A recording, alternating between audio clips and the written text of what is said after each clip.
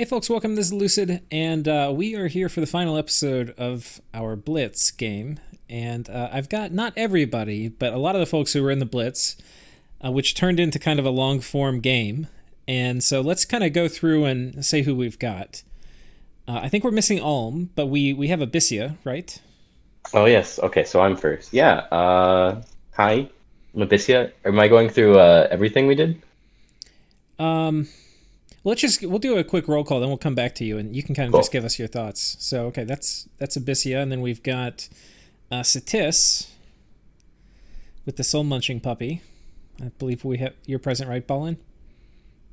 Yeah, I'm here. All right. Then we have Pangaea, the very fast centaur people. Hello, I'm the owner of Pangaea Race Cars. That's right. Go fast or go home. And then, or if you're not first, you're Femoria. last. That should have been your pretender god name. That was one of the gods I created. It's funny. And then Femoria. We have Femoria present. Femoria. And then we have the elves, right?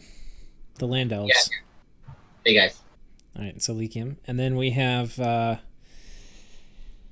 do we have Nephilheim? We have Nephilheim present.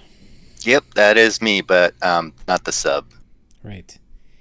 And then we do not have Lanka present. So actually, we have everybody who made it to the end. The only people who aren't here are Ulm and Lanka, who were properly defeated. Mm-hmm.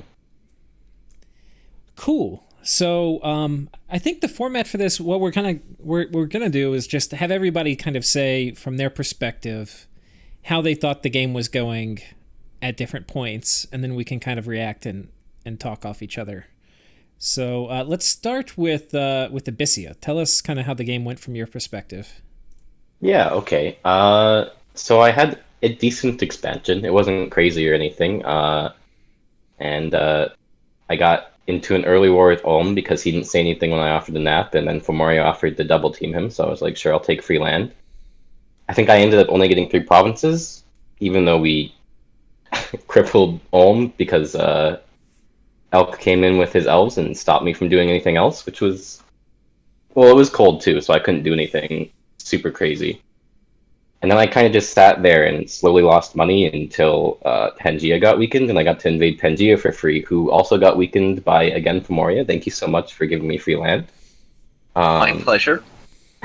And I got to cripple Pangaea pretty good. Eventually, he was just a cap with a ton of Maenades reducing his money. That was an understatement. So we gotta sit on there for a bit, but then somebody in our game decided to cast Burden of Time. So I tried to send all of my armies, but the turn rolled before I hit end turn after all the Diplo, because there was like a 10-minute Diplo session in that turn. And I didn't ask for more time, so it got rolled, and I ended up attacking Pangaea, and we both lost like 90% of our force. I still had like 20 or 30 mages. Grippa had less, I'm gonna say. All right. Score graphs. Let's just get this all cleaned up here. Yeah. So Saying I I had still, less is an understatement. it's pretty Yeah. big still. I still had like 25 provinces, but I had no thrones.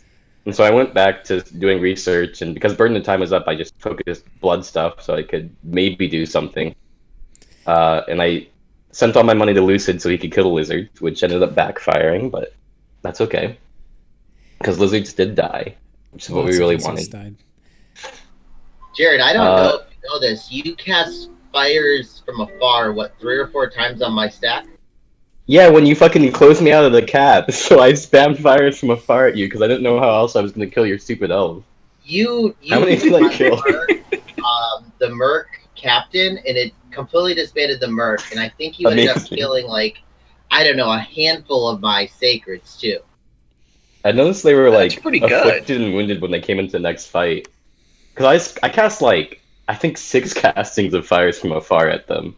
I mean, Holy I shit. was doing it just to be silly and to kind of cripple him and make him kill Ulm a little slower. It wasn't a full out war, and he cast 60 gems worth of freaking So ritual. I didn't tell anyone this, but I got like 2 volcanoes super early on. So I was sitting on a cool like 15 fire gem income for this whole game. I think the Nice. sites are visible now, actually. The magic sites on the map. Yeah, we can I can. Oh, well, There's a not. volcano here because I've got Eyes of the God. Oh yeah, you had Eyes There's of a God. volcano there. There's a volcano on my cap that came as an event. Like, What? yeah, What it was the pretty hell? cool. So we were making fat stacks Oh of my fire God. gems. 5, 1, 3. Yeah, That's a 9-gem capital. Jesus. yeah. Life was pretty. Like, I had tons of fire. I was making so many fire snakes. So like, and that was the only way I could deal with them at that time. So I just threw a bunch of fire at him and hoped he went away, and then he went away. So it worked. That's why I came on the next turn. I was like, "Hey, do you want a nap?" Since I wasn't expecting to have to go to full-out war. you attacked like you killed like all of the sacreds I had built at that point, and I was like, well, fuck this guy. I My was secrets are expecting Was that this event right here? behind you. I think so. Yeah. That I'm pretty sure, or it could be Let's the add the first one. I'm not elves. sure.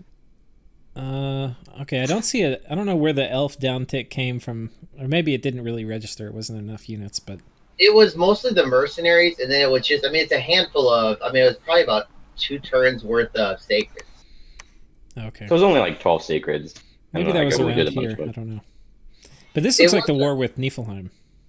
Yeah, No, then the war with Nephilheim, I think, is much later. I'm pretty sure this is like Okay. way at the beginning over there. You can Oh, way over here. Okay. Yeah, that. Like, cause this is Yeah. super Oh, yeah. early on. This is like year 2, or well, year Okay. 1, I guess. if you So- look, that dip is an attack against Pan. Pan has a big old dip there too. hmm Oops. And you can see me and Pan's shared downfall. It looks so cool. It does. I've never Anyway. seen score graphs like that. That's honestly the first. Yeah, we I'm killed. here to be unique. I'm glad that the fire evocations did something to someone. Yeah, and then I got my factories going so I could spam out 2 lesser horrors a turn. But then Lucid was winning, so I had to end my naps. I just ended my naps with anyone. I think if I sent all of my guys at Lucid instead of kind of spreading them out, I could have actually stopped him. But we didn't. We only almost stopped him. It was a pretty cool battle. Yeah. So I can blame you for the loss. You could if you really wanted to. I mean, I But, have a lot of things to blame you for. he would have just That's moved another more one on the things, list. and I would have been more sad. Yeah, my plan was to assassin him out with like flesh eater magic resistance guys, but his thugs would murder my assassins. So, because they were like repel thugs or something, right? Not really. I mean, some of them had repel gear because I had the repel gear was really just anti-repel gear for the Fomorian giants. Okay. So, Well, coincidentally, all my And guys have probably- shit defense, so Probably I was going just back like through the battle. formerly repel gear that you stole from me and turned into anti-repel gear. well, yeah, the anti-repel gear was specifically enchanted pikes, which I had like 15 of. So, Oh, Isn't repel gear and anti-repel gear pretty much the same thing? Add attack, add length. Yeah. Yeah. So all his guys had Not like even repel. stingers and burning pearls, and so they just repelled all my infantry. The berserkers didn't give a shit, and that's how his thugs died. But everyone else just couldn't fucking hit him. It was pretty crazy, actually. yeah. I think What was yeah, your, and they I had think what would have been interesting, and the game might have played out differently. Like if you Well, there was hadn't a- attacked Pan in this fateful Yeah. battle, then that I would have army was had going to a- go towards Satis. yeah. I don't know how Satis was planning to deal with like 26 fire elements, like size 6 fire elementals, but and I tons was of just going to foul evocations. vapor you, Jared. That's That's fair. I didn't have a good answer for Watch foul everything vapors, else. so our plan is to kill the lizards before foul vapors kills all my guys. So we'll see. But yeah, it would have been a different game. I would have had more Yeah. things. I probably would have actually had thrones and started actually getting money. I probably wouldn't have But- gone for the last throne too if you were attacking Satis. I was only going Mhm. for the last throne because like everybody was starting to turn on me, and I was like, I guess I have to. So Like, yeah, you could. It was definitely a misplay on. Well, it was a misplay and an accident, but yeah, it's unfortunate that I ended up killing Pan when I did. His And build will was rise again. his build was really annoying to play against because I couldn't move my small guys when I was taking his caps or any small forces, raiding forces. I had moved like them all at once because if he just sent white centaurs, I was like Hmm. screwed. My mages would just die instantly. yeah. But yeah, Fighting that's fan. All right, That was mine. Let's move to Satis now. Okay, so start off. I missed the first 6 turns, but I was informed in the first 6 turns I had lost 3 expansion parties. So I came into this like, oh shit, I'm fucked. You had pretty normal expansion compared to everybody else. Like you were okay. You were a little on the low side, but not horribly low. But yeah, you can So kind of see here. once I had secured all my borders and had a oh shit, Grippa actually did this super memey fast centaur build, I was like, okay, I'll give Pan some land and peace out. And then I noticed everyone was attacking Lanka. So as I'm moving my paltry, I think 60 troops to go attack Lanka and maybe take a province or two, the game gave me 70 Falconeers for free. Oh, Insane. what? Why did only that's bad things you can see happen that to right me? here. Look at this graph. Look at the Satis graph right here. That's a pretty good event. Yeah. I was like, oh sweet, I'm just gonna plow right through. So I slowly moved my ass through Lanka, and then looked at the province of Lanka, and I was like, yeah, I'm not fighting this shit. Then leave Lanka alone for about 10 turns, in which case the AI gets an artifact. I steal the artifact. I sell it to Pan. Pan loses the artifact. Oops. And then trades the artifact back to Pan for a throne. Didn't Yes. you almost lose it on the way out? Yeah, so it was on a level 1 priest, and he berserked and punched the Lankan thug to death and stole his Baneblade. Like, what? Nice. Glorious. And then after that, it was like, okay, I'm going to just stockpile money, get my cap up to 600 income, pretend to be Phasia, and just enjoy life. And then Grippa bribed Lucid to attack me. Whoa, whoa, whoa! No, you were attacking me, and I made him attack you to save my own butt. Yeah, you were getting in on the dog pile. Let's not sugarcoat that. Oh, fully aware I was the bad guy in this scenario. But at the same time, I was kind of feeling a little spiteful about that. So then my goal was, I'm just going to cast Burden of Time and just see what happens, because Lucid's got a whole bunch of old age makers. Maybe this will do something. Yeah, where was that in the graph? That was probably like, I don't know if we can tell. I don't think there's a way to tell. Maybe when income starts going down for everybody?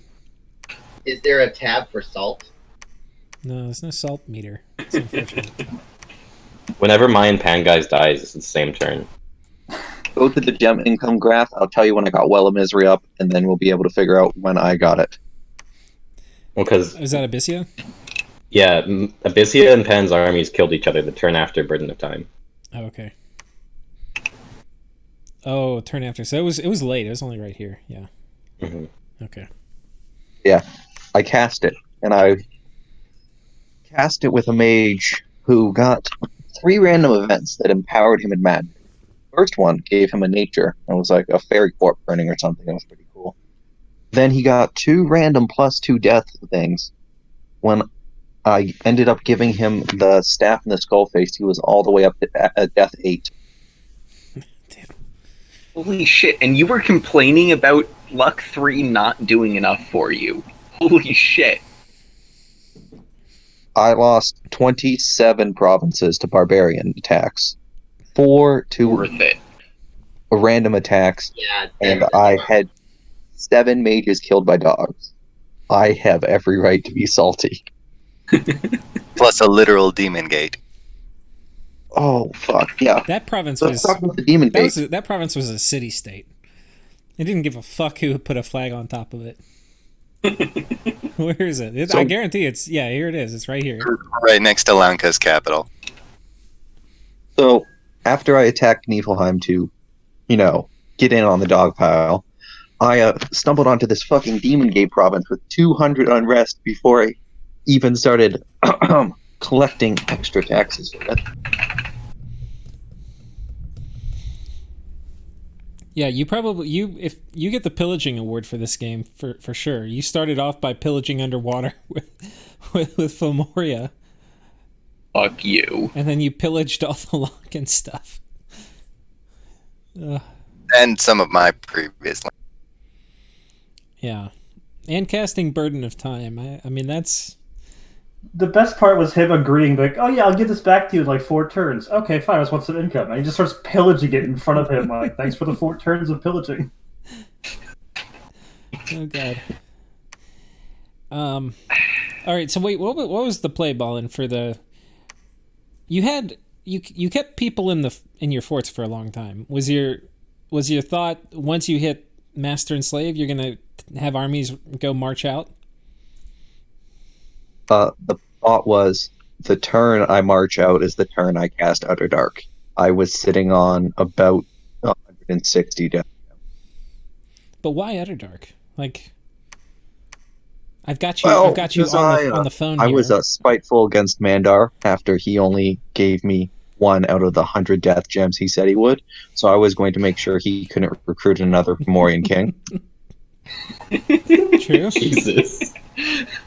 I sent you 50 after Lucid stole your Well of Misery. I was trying to help you. I sent you 1 as an intentional thing to tell you don't overcast Burden of Time. I thought I explained this to you. I was trying to be a good ally and be sneaky and psych out Lucid when he tried to dispel it. This is why open diplomacy is important. You do realize Fomorian kings have dark vision, right? No, it was so Yes, you'd but they be also- income constrained. Yeah. Okay. Morian Kings Once Underdark cost an goes arm up- and a fucking leg. Yeah, once Underdark goes up, the only stuff you're going to get is stuff you can spend gems on, and if you have a blood economy. So, that's... yeah. Yeah, the only person like Underdark is really good for is either like M.A. Airmore or Lemuria. Right. It's less bad for blood powers than it is for everybody else. Yeah. So like Abysia, it's kind of okay for if they already have a big crew of blood dudes. But like with conjunction of Burden of Time up, it's bad for Abysia because Yeah. It's My blood guys kept dying. it's horrible for Femoria. It's really good. It's the only person it's good for is really Nephilheim, and then to a lesser degree me. I don't think I have Only good for dark you because vision, you but I cast guess my every stats are battle. alright for fighting. I actually had like... Go ahead. No, that's all. I actually had like 10 Boots of Youth at the end there, so I would have been like, okay, I guess. But I had to keep spending slaves on Boots of Youth to stay alive. I Alright, had well, one Ball, continue to black walk me through it. card, Underdark great goes up. forward. Wait, so Stalin, Underdark goes up, and then you're ready to march out. What happens next? Well, my plan was to just master and slave my way across the nation until you killed me with probably the second stack you sent at me. Oh, okay. So it's going to be like a liberation march. Re-free all your stuff. I mean, I was marching east toward your cap, to which okay. I sit on and burn to the ground. But I see. that's about it.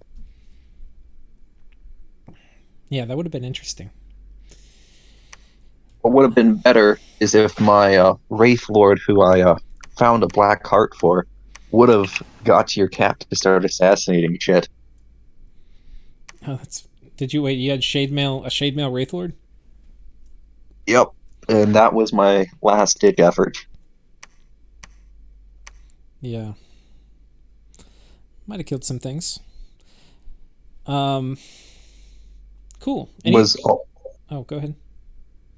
The last thing that I had is I killed 12 Fomorian kings, and I stole 3 of them, 2 in white form. I was about to cast a Gift of Reason on them so I could actually start using them, and you one turn popped that 40 killed them. Yeah, I was really confused when I saw them. I was like, wait, he has these white mages, that's so cool. And then I click on him, I'm like, wait, but they're not commanders. I was very confused. And I was like, oh, because I was thinking you charmed him, but you enslaved him. Yeah, that happened all off script. I was just soul slaying them. Yeah. So, Mandar, did you lose most of your SCs to Satis or to me? I think I lost. I lost a lot of them to a lot of people. Let's just leave it at that, okay? I'm pretty sure, though, that you and Satis, by the end, both had more Fomorian kings than I did. Did I get some here? I got one here. Yeah, the problem with the Fomorian kings is that they're really good at magic phase, but they're pretty easy to counter for some reason. Well, they have thug paths. They don't really have super combatant paths. Like, air and death are thug paths, right? Because they get countered by magic weapons.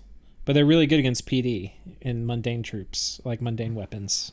You pretty much have to, in the mid game, you can go ahead and use them as cloud trap users, but they need to start transitioning back into the army.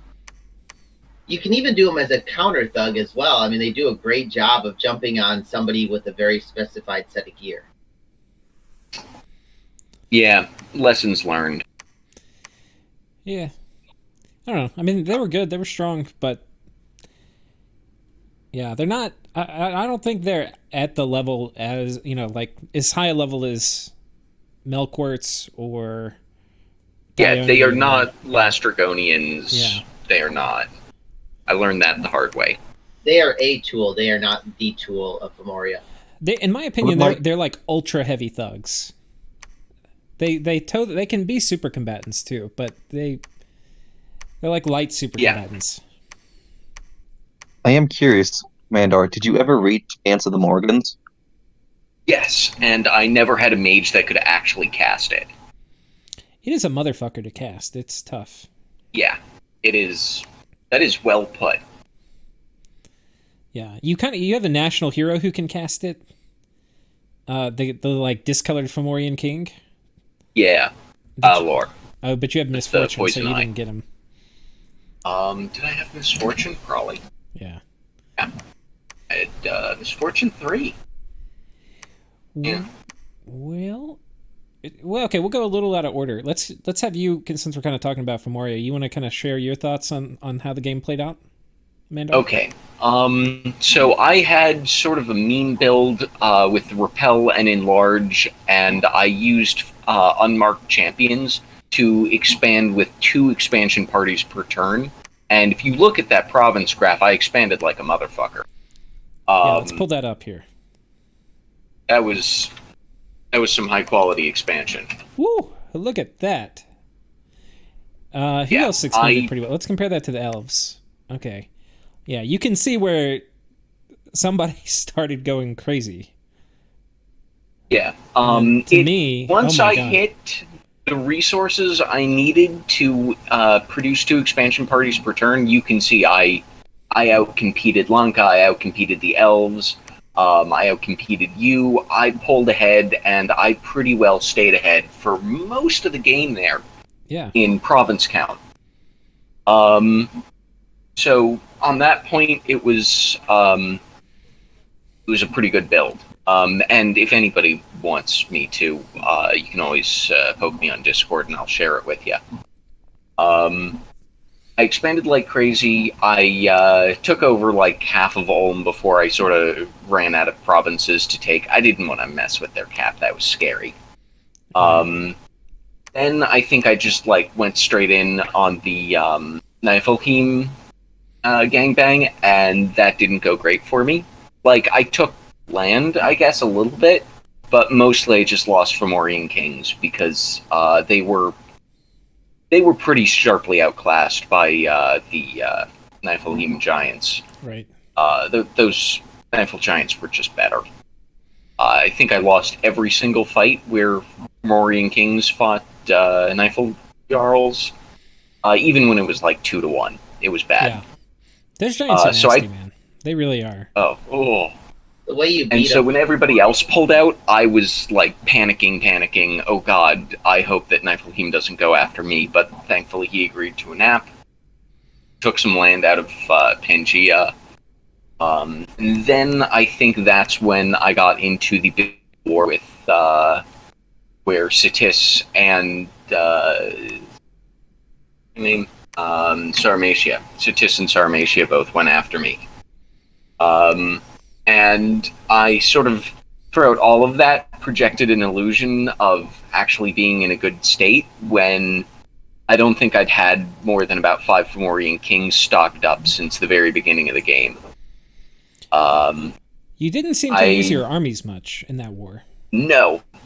I'm not really an army kind of a player, and that is a weakness of me as a player. And if I was playing better, and if I was doing it all over again, I would have been using more Thunderstrike stacks.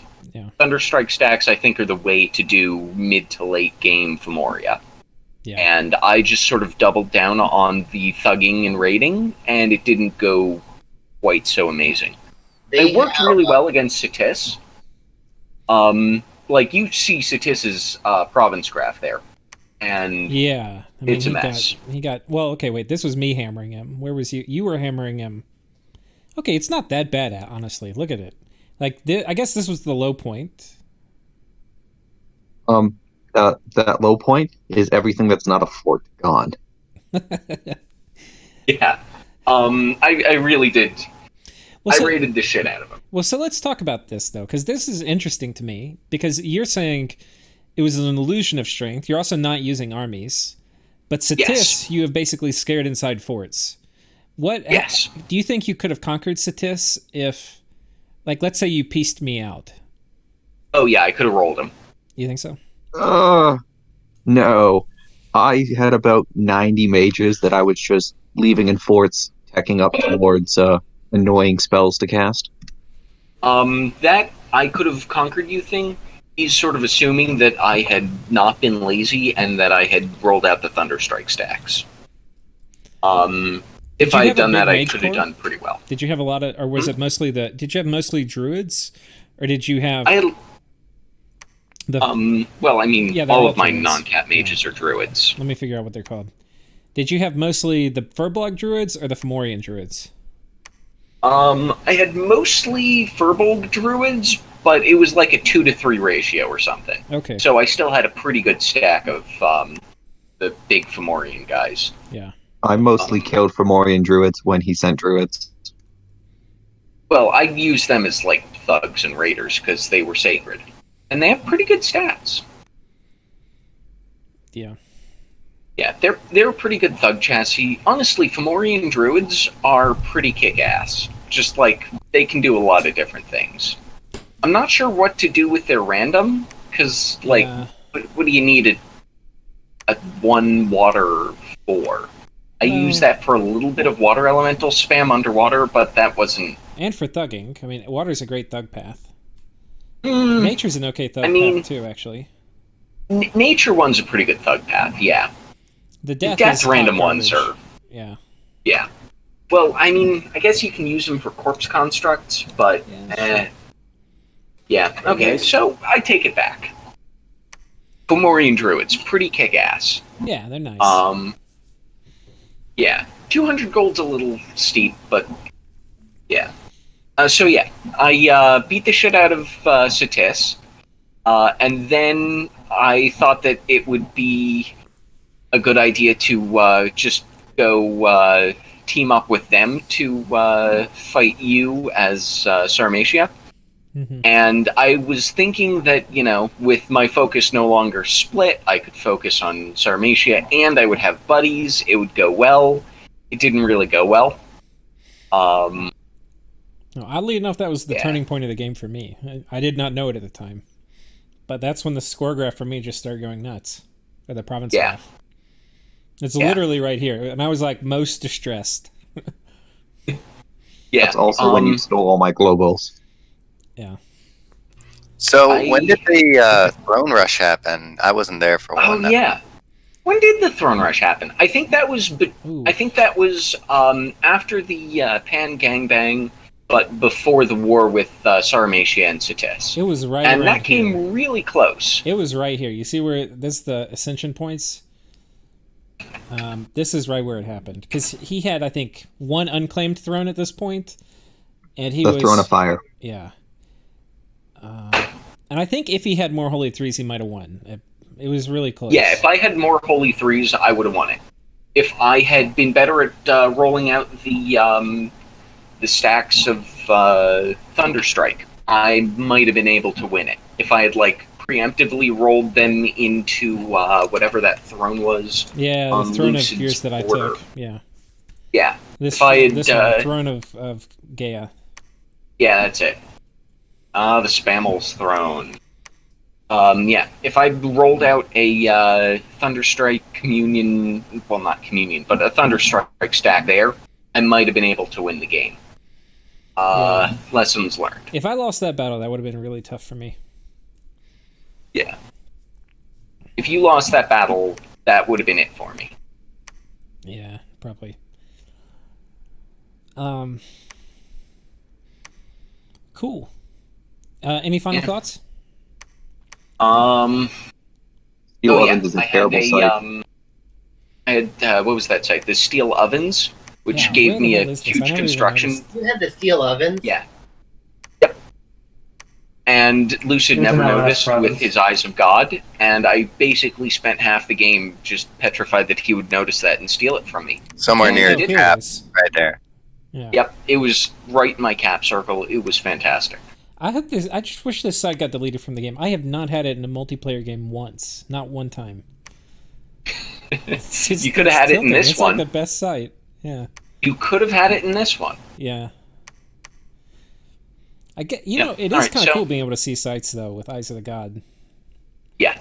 Eyes of God is a fantastic global. I cast it every chance I get. I feel like group casting Eyes of God on Lucid was a mistake. Oh, you don't say. No, I think that was a good move, and it made the game more fun. But I feel like other people should have joined me in bullying Lucid for trying to keep his graphs down. Yeah, I did. Y'all saw him by the second round, but the first round I did. I think I omitted. I was the leader in research by a tiny bit. Satis was just right behind me, but I didn't want to give that up. I think, Which was ridiculous. and I think I was ahead in gym income by a bit, and I didn't show that one. Yeah. He was That was embarrassed by the expansion fails. Oh my god, dude! The expansion fails. Your were expansion so wasn't bad. even that bad. Oh my god, guys! I was getting like easy 30 in test. Look, there's like a plateau right And there. then, yeah, look at this. Like fail. It was so bad. Like I should have I'd been taken up my here with you Falchineers. guys. If I'd taken my Falchineers to attack Lucid, I think I could have knocked him out of the game. You might have. You might have. Yeah. But I wish we had rushed him.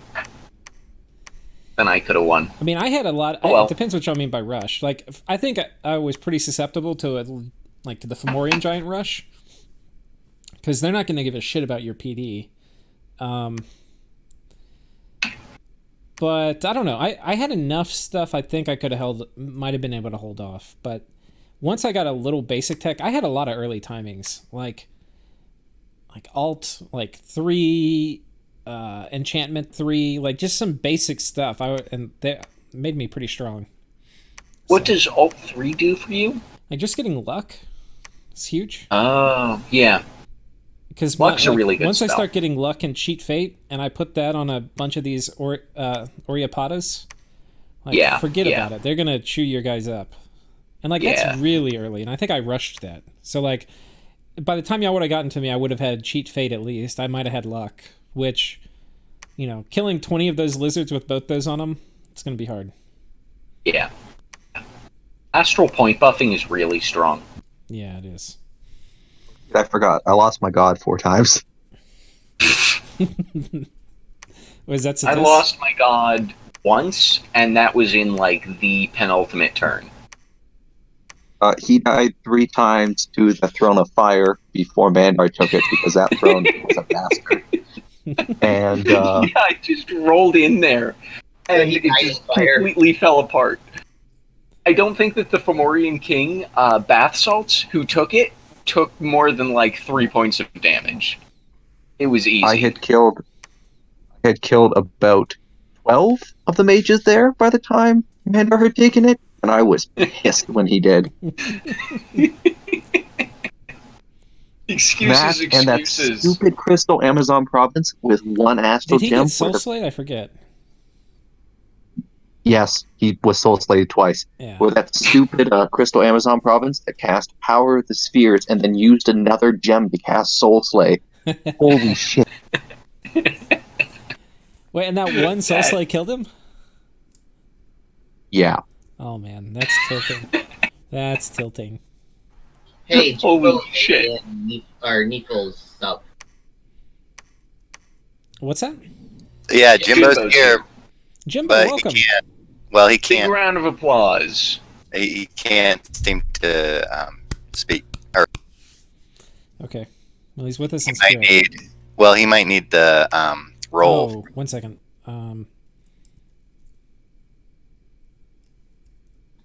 He says his mic isn't working. Yeah, Oh, no. Jimbo. I think that's... Is that because of the roll, or is that because his mic actually doesn't work? Yeah, he's got the roll. Yeah, okay. All right, never mind. Bummer. I'd like to Jimbo. get his thoughts on this. Well, with that, okay. Well, let's. I don't want to skip over Pan, so we'll do Pan, and then we'll go to the cold folks of Nephilheim and Vanheim. Alright, so I guess I'm up. So, my Pan build came about because Ballin insulted me.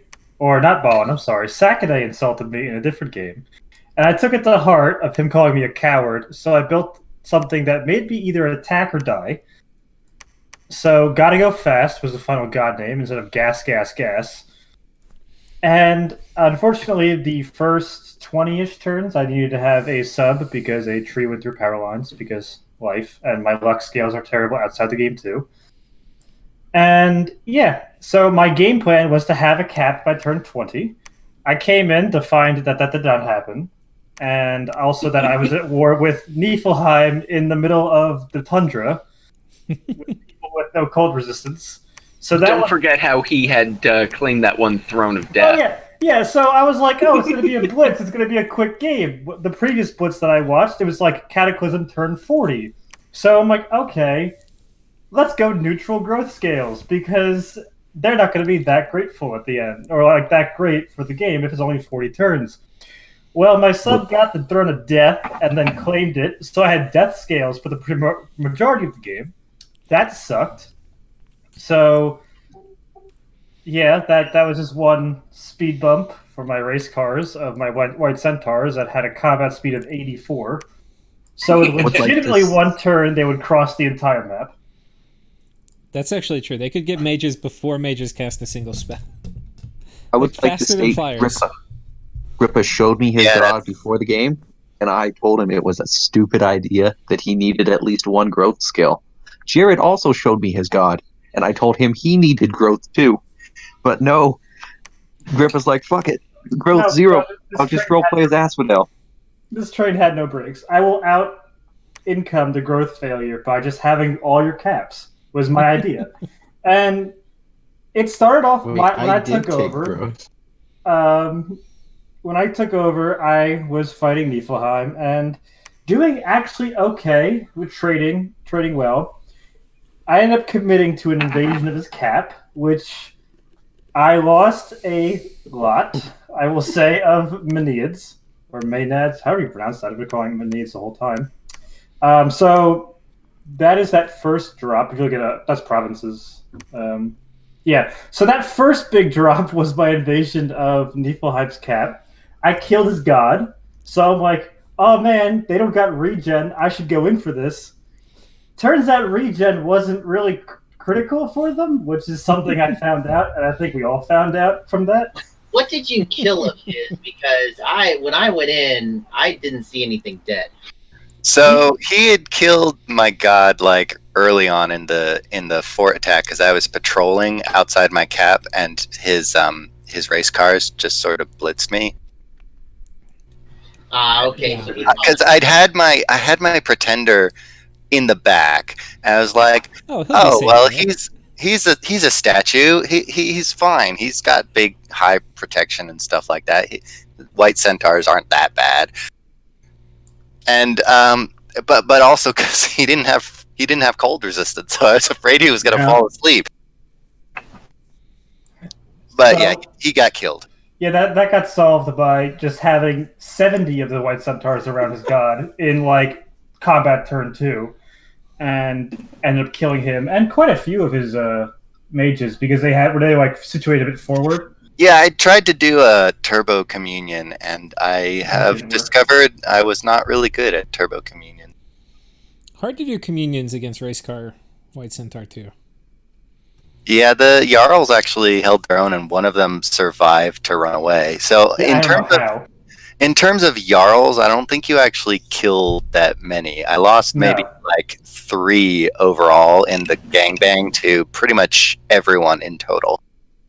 No, I did not kill that many Jarls, but I figured, if I invade the cap, he doesn't got regen on those Jarls anymore. I should be able to kill them with what I had left. I mean, I lost quite a few Minions, and like literally, half of them.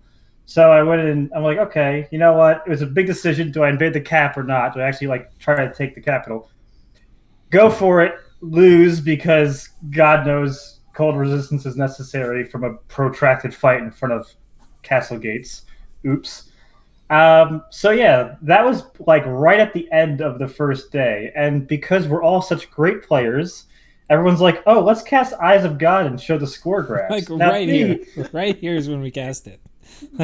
Yes, right there, and we're all like, "Oh, what's this?" I'm sitting here sweating bullets, like, "Shit, what's that graph gonna look like?" Because I didn't even actually look at my own graph. Yeah, we go ahead and air that, and everyone's like, "Oh." Ending that with Pangaea, all 17 of us in the entire game. That was absurd too, because I mean it's Pangaea. All of that is just main ads that you're going to get back in 3 turns. I literally lost 40 White Centaurs and had 53 still coming towards the cap. I just wanted to take it early, but I lost about 400 Minions or something like that, some ridiculous number. But I kind of wanted them gone because they kept raising unrest, and with death scales. I kind of wanted as much money as I could get, so bad unrest. So don't forget saw that and just declared war on me. I'm like, guys, I only lost Minions. They're like, no, Pan's got nothing. So Abysia, and then the province I got piecing out with me. Yes, that was everybody. That was everybody. Yeah. Okay, so my question for you is: what did you have dryads for that when people attacked you? Yes. No. Wait, you did? I had a few. They lost the assassinations to Flamey Boys who liked to go ahead and throw fire at them before they could cast things. I had elementals. Yeah, and then there's 4 fire elementals in the assassination battle. I'm like, here's some insects. That didn't happen. Turns out fire elementals are... I killed 3 dryads with PD. Yeah, they were sneaking. You found them when they were still sneaking. I'm like, oh, there we go. Those guys go. When you first declared war on me. Yeah. Also, Grippa, don't forget your sub lost a huge chunk of White Centaurs early on to Lucid at a bump that went south. They bumped. That was here. And it looked like a big deal. This looked like a big deal at the time. We're like, oh man, we killed each other's stuff. Let me pull up my graph. But compared to the losses to come, this was nothing. That wasn't too much. This was nothing. Yeah, so in my desire to construct a score graph of the Alps, I had quite a few unfortunate battles. 3 of them, as you can see. And so yeah, I ended up retreating back to my cap, mostly because there was no way I could hold anything with 3 nations invading me from literally all 3 directions. Or west, north, and southeast-ish of Femoria, who I've named Florida and has stuck. Yeah, so let's see. In this war with Abysia, Femoria, and Satis, I get Sauromatia to attack Satis, because all I have in this game is diplomacy, because that's all I'm good at dominions with. I get Sauromatia to attack Satis, so Mr. Ballin's lizards, peace out, basically. So I'm like, okay, now I just have the Fire Boys and, the giant Fomorian bath salts to deal with. So it turned into a 2v1. Yes. Abysia kept raiding all my things. I was like, I still can't hold them because I don't have that many good things against Abysia. Also, I was Heat 3, so Abyssia's like, yoink, thank you for the super high-powered guys. Right. Abysia sieges my cap. I'm sitting there. He's like, I'm going to destroy this. I'm like, no, you're not. So pro move is what needed, so I woven wintered my cap twice to make it cold 3, so that Jared couldn't kill it that well. And then he's like, okay, you know what? Sauromatia is going, not Sauromatia. Femoria is going for the throne rush. Satis is casting Burden of Time. You want to make peace? I have my cap. Sure. Why not? Okay, sure. So I go ahead, re-script my guys to go fight lizards and shit. I'm going, end turn, come back. There was a battle in the fortress of Pangaea. What do you mean there was a battle in the fortress of Pangaea? Peace means war. That was the shortest nap break I've ever seen in my life. Look, it's like 95%. I pulled up the photo that I had posted. It took a while to find. I lost 711 minutes. 39 out of my 51 white centaurs that were remaining. So that was, I still had 12 to go to war with. I killed like 140 Abyssian infantries, something like 40 mages, all this stuff. A couple salamanders had 309 kills. Okay. That's painful. Yeah, and at the end of it, unfortunately, my god died because my wonderful people all casted poison resistance on everyone except my god, and then casted foul vapors. So the frost mage gotta go fast, slowly succumbing to his poison. End of the battle, I had 4 people left, as in like 4 mages. I had 3 pans. I had 3 pans, my prophet who managed to survive, and some random death mage I got in an event. And that was basically the end of Pan's destiny for the thrones. The rest of the game... No. You were dead far before that because you were basically stuck in your capital for I'm a glass half full kind of guy. Listen, Nephilheim came back from his thing. It was like the top 3 position, top 4 to possibly win the game out of, I guess, 6 of us, so that doesn't help so much. But, I was like, the race cars could rise again. The issue with having death scales, followed by having... I blood hunted my cap to help power my god during the fight, so that raised the unrest to 150. I also had a monster boar in my cap. My cap was then also cold 3. I had no... And you got all these Maneads and they can't even patrol. I had Maneads. Yeah, the monster boar must have been... Oh god, it was painful. So I was basically... I had no gold.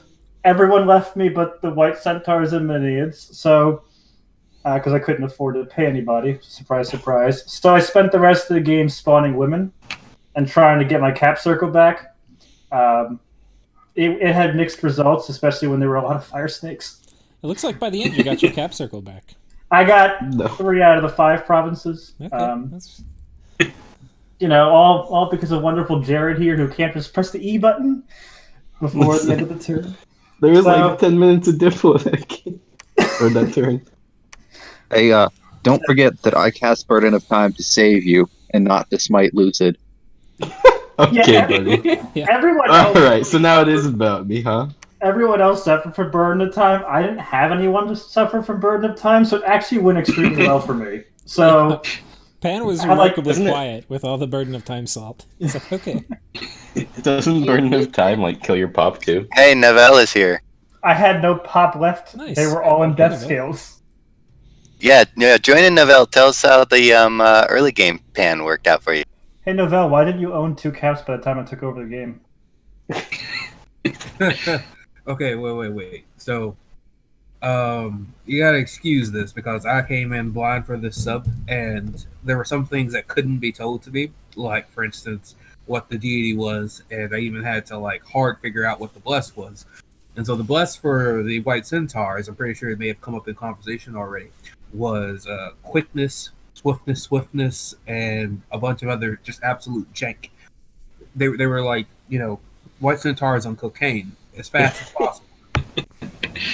So I came in middle of expansion, and I'm like, okay, well, it's easy to expand with these guys, but I have no idea of how to actually attack with them. Like, as far as scripting, as far as, can they siege? it was completely outside of the realm of anything I've ever played before, as far as like trying to understand how to use these things. So I went, grabbed my territory, started putting down forests,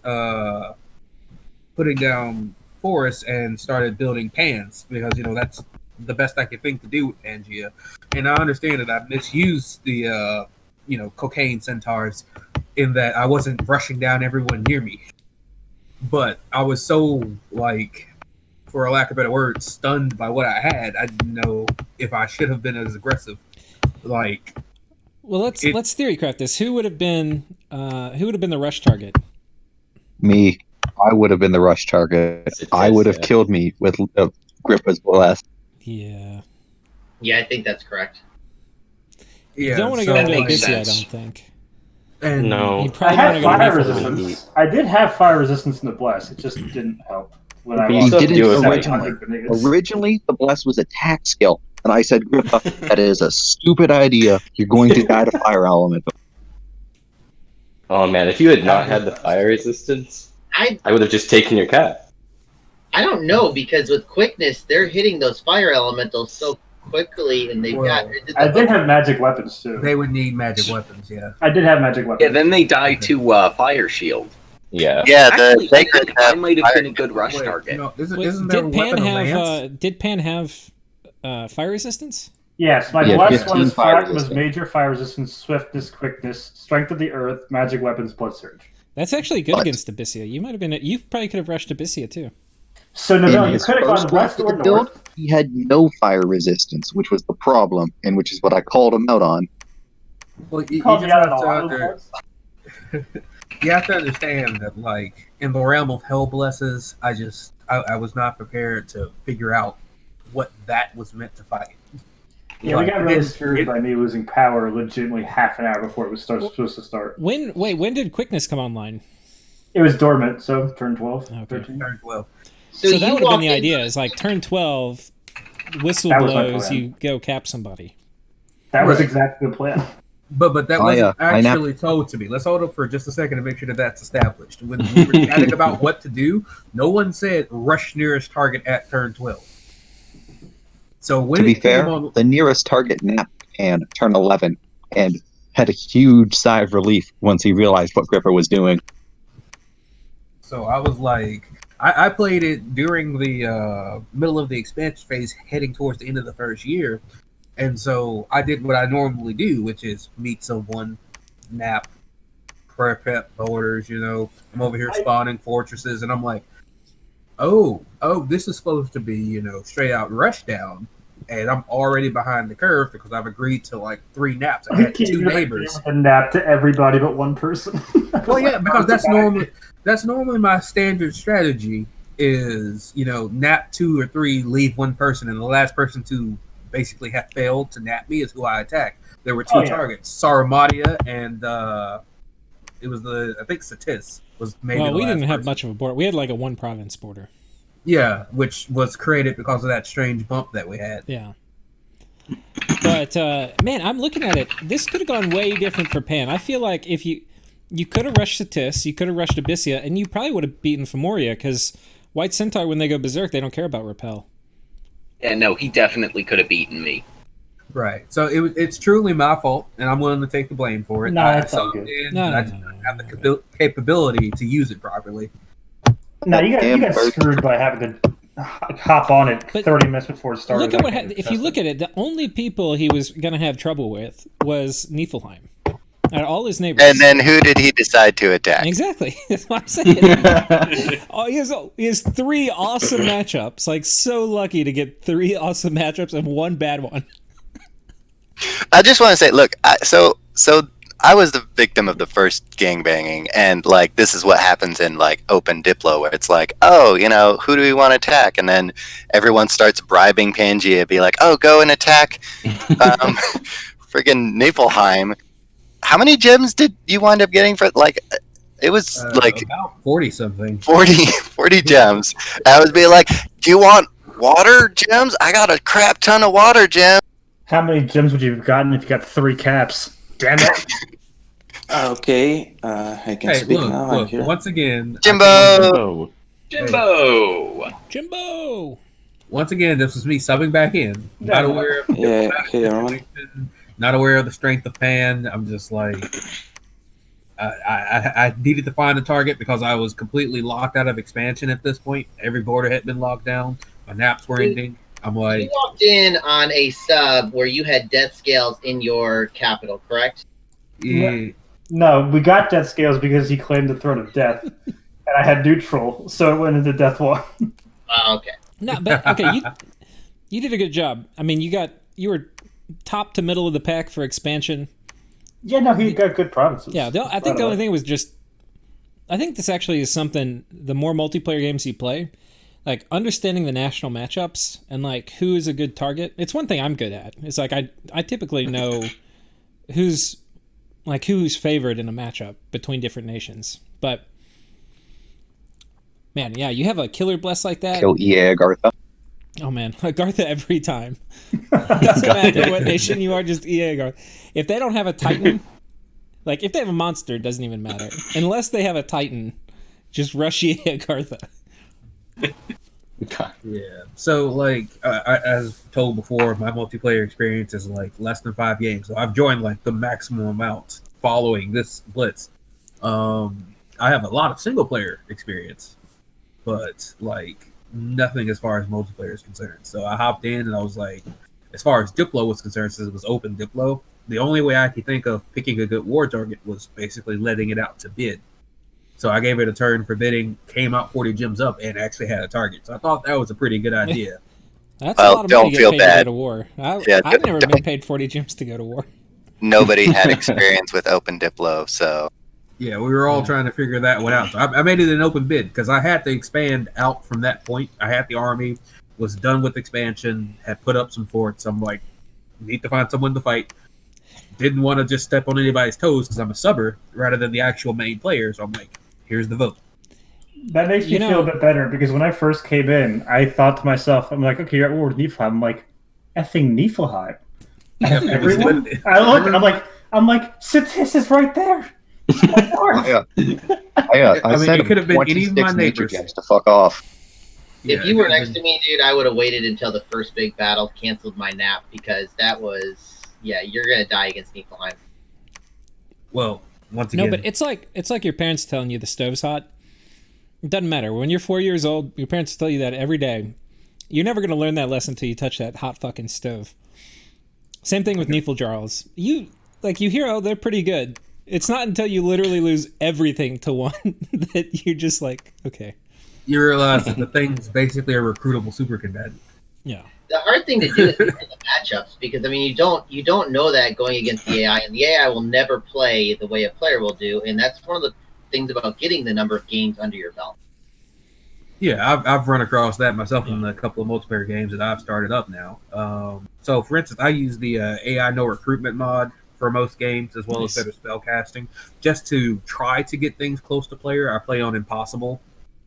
Just anything that I can think of to increase the difficulty to kind of simulate for my practice games. I mean, that's what we saw. If you saw Lucid, yeah, those are hard settings too. I mean, he didn't know it was Zabalba versus Van, and so he went into a test game. He said, "I don't know how air elementals are going to work against this," so he just spawned a bunch of air elementals versus Van and said, that didn't work. Now imagine if he did that during the game instead, where he learned that didn't work during the game. Well, unfortunately, AI can't super combatant and thug too well, so it's useless to try to play versus Nephilheim or Femoria and etc. Also, Jimbo, I don't think you can claim that you suck at Giants. You are the best Nephilheim player I have seen in a long ass time. I don't know. I didn't. The score graphs say that you're actually better than Kirby one. Yeah, I can tell you that you are at least better than I am. Wait, so what was the subsequence? Was it Kirby for a while, then Jimbo, then Kirby again? Yeah. Sure. All right, so Kirby, Jimbo, do y'all want to take us through the narrative, through the story of Nephilheim? Story. Okay. Well, I'll let Kirby begin, I guess. Yeah, so basic pretender design was, my pretender was, a statue of man, the one with the fire, air, and nature paths. And I was like, so what's the classic super combatant meme is regen and like all the elemental resistances. So I did that, but doing some test expansions, I was like, well, trying to expand with like Nephil Jarls is dumb. So I wound up actually taking a bunch of scales as well. I think I had maybe like 2 of everything, sort of. Nice. And so the Pretender was dormant. And so I just made regular giants and expanded with regular giants, and that worked out pretty well for me. And then I only really got Jarls online for right around the same time I got my first couple forts up. And then I think that was right around the time that Lanka started getting ganked. So I sort of joined in on that, but wasn't doing super well because I didn't have a whole lot of Jarls at that point, and I just had armies of giants, and they were not super great against Lanka's Sacreds. And then Lanka went AI and had a crap ton of stuff that just I couldn't beat. So I was like, okay, well, screw that. I'll just go for the thrones, because there were like 4 thrones around my cap. And so I just started taking them one at a time. And then the whole Diplo with Pangaea went down, where it's like, I got to attack somebody. Who am I going to attack? Let's start a bidding war. And I was like, hey, why don't you get in on a gang with Abysia with me? And Abysia is like, why don't you not do that instead? And I'll send you more gems than Nephilheim can. And yeah, that's pretty much how that happened. So I was the first experiment for what happens with Opalyn Diplo, which was like, oh, Pangaea is attacking you? Yeah, I'll end my nap with you too. Oh, they ended their nap with you? Yeah, I'll do that too. So everyone ended their nap with me all at the same time, got attacked. And so I was like, okay, I'll just sort of wait in my fort. It's like piranhas. One of them gets injured, and all the other ones start looking at him. And it truly is my fault. I got to take full credit for that one. Well, I honestly, I didn't do half bad. At that point, I had been recruiting Jarls nonstop and making gear. And so my strategy with gearing out Jarls was basically fill all their item slots, because any item that you can make for them increases their stats by just that little bit. And they start getting really swole pretty much. So they had like Bane Blades and Ice Aegises, and I think I had the Throne of Air, so I had a lot of air gems sitting around. I made just a bunch of air armor, and so yeah, and it worked out. So I wound up being able to take Fomorian giants 1-on-1, 2-on-2 pretty well, trading very well there. And eventually I just counter-raided my provinces back, and the end of my first sort of third of the game was when Pangaea's score graphs got dumped on everyone. And that was don't right forget after. about the Statisian attack into Cold 3, just because why not? Oh yeah, well, you were just sort of like vulturing at that point. Like, I didn't even bother sending anything to go fight you, because I was like, I don't have time for this. And you just took, I think you got most of the land out of the war.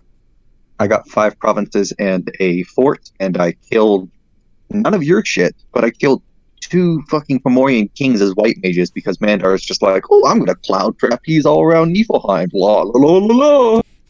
Yeah, so I don't think Femoria got anything out of it, and then Pan wound up piecing out because, well, I'd killed his army, and then I'd also gotten the Fenris pelt, and so I was like, hey, I got the Fenris pelt.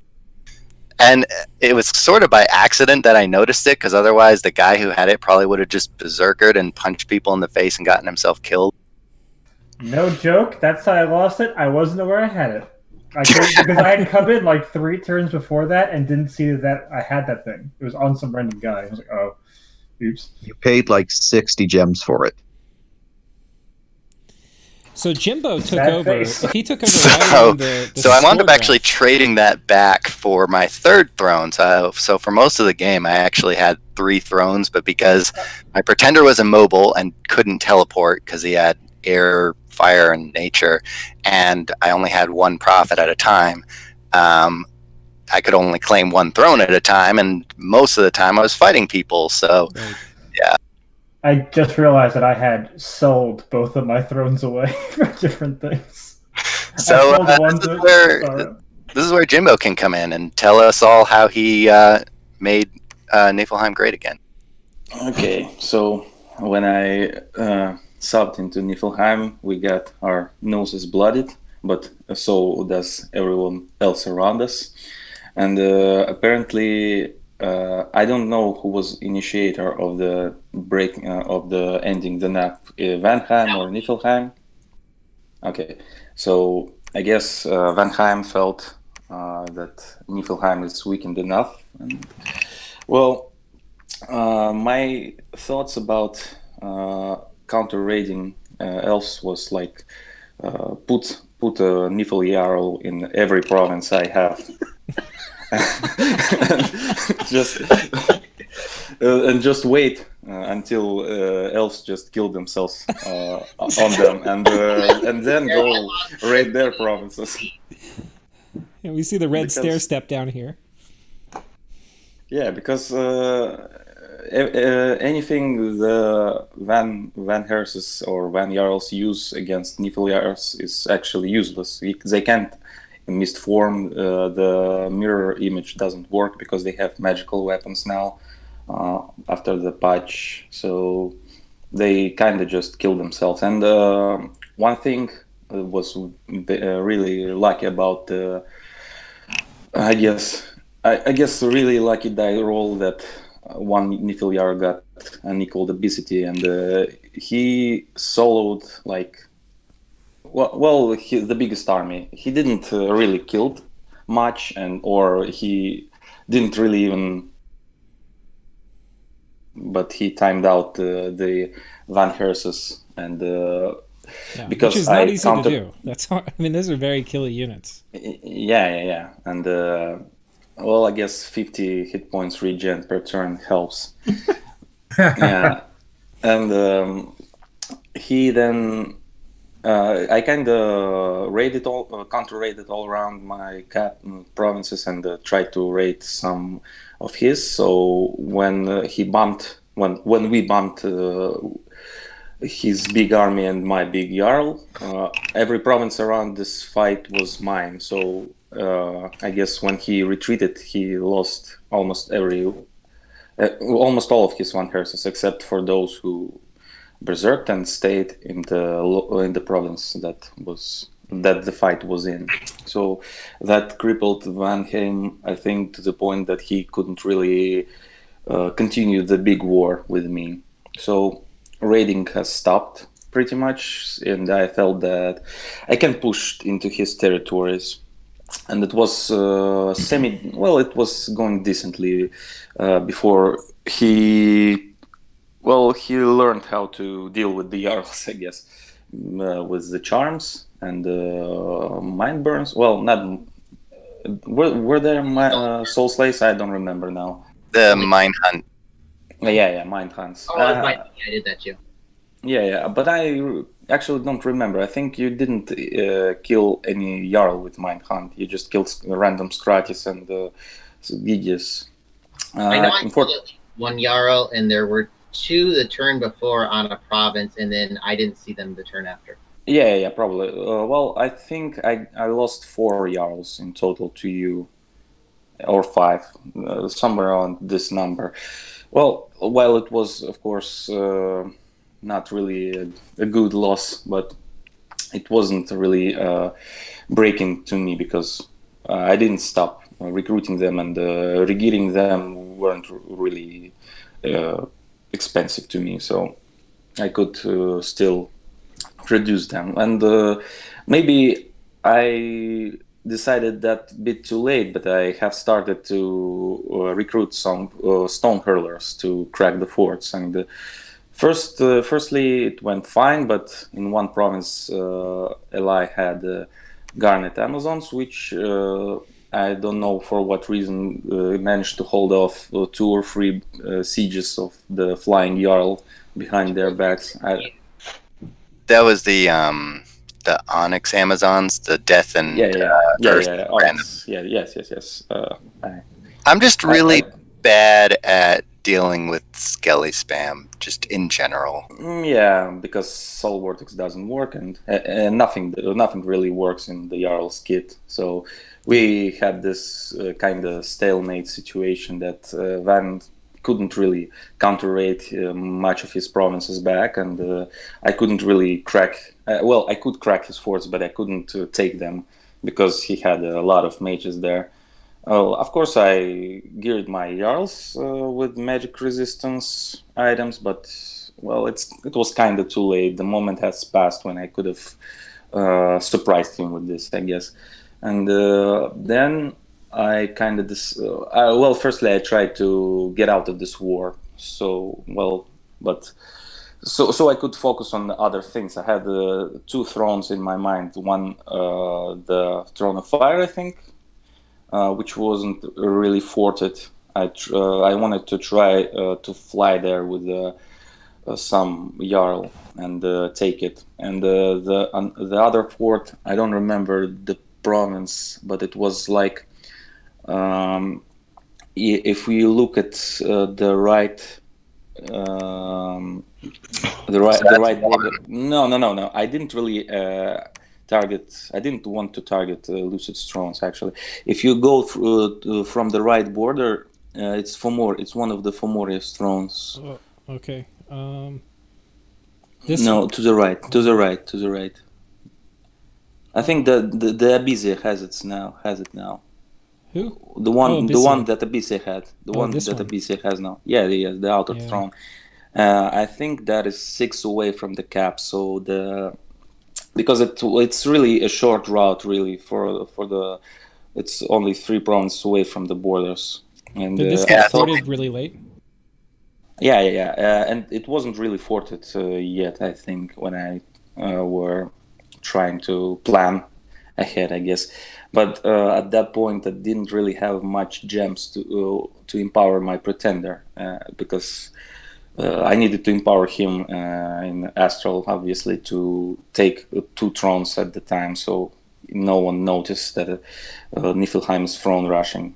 Because if anything, that the throne that Pangaea sold is really easy to take if someone noticed. The throne of Throne of Gold. Throne of Gold, yeah, right. Because it was palisaded, not forted, and I don't know. I always forgot to put the fort up, and I don't really think I had the money because I just recruited the mages everywhere I could. And regarding Illwinter, maybe I should have put it sooner, but I didn't really want to draw a target on my back, so I wanted to wait for the exact moment I am fine with everyone fighting with me again. So that was the thought process, I suppose. At least. Yes. So, moment of truth, Jimbo. Did you give Satis 100 death gems? No, I didn't. Ah, you bastard! He gave 50. Oh, okay. Damn it.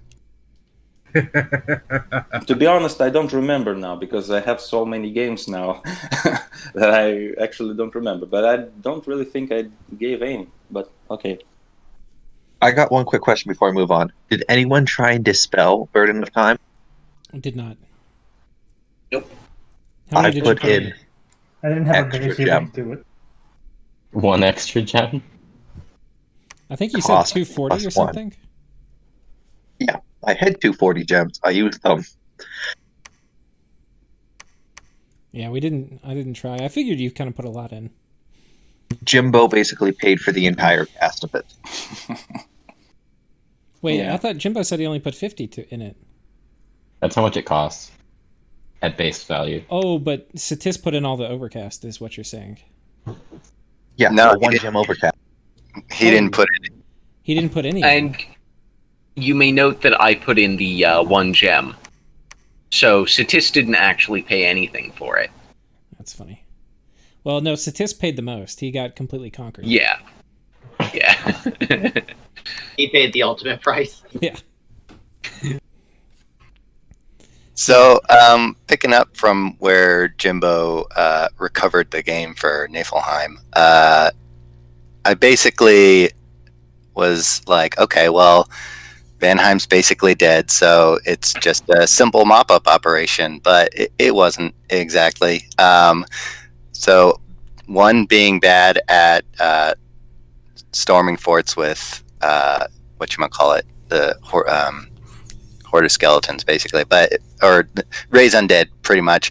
But so this is where I learned that, like, regen was pretty much overkill for Nephil Jarls and wasn't really giving them a whole lot of extra benefit. I mean, it's good, but you can make rings of regen, and yeah, so it's a trade-off between, like, do you get it on your bless or do you pay gems for it? But ultimately, Nephil Jarls are pretty much nothing late game if they don't have reinvigoration and magic resistance. I disagree. I think a firebrand would have won that battle. Just one. Well, yeah, but that's the thing. It's like I couldn't make firebrands because I didn't have any earth magic. Oh, go! You could have asked me to. Jared would have made you one. Hell yeah, I would have. Yeah, I didn't really think. I mean, I had a firebrand. No, here's the thing. Like, I had a firebrand. I actually had fire on my pretender, so I could have made maces of eruption too. But he fatigued out. I think what you need is a charcoal shield for skelly spam. That would have done it too.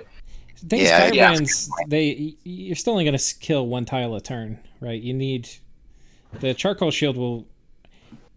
It takes a lot of casters to overwhelm a charcoal shield. Yeah, I killed your guys twice over with their hit points, but the regen kept him alive. Yeah, he just he couldn't die, but he kept running away, so living to not die another day. Why not use a berserker axe? I How about actually Fenris's pelt? no, I actually put flesh He's gonna eaters on the Jarls.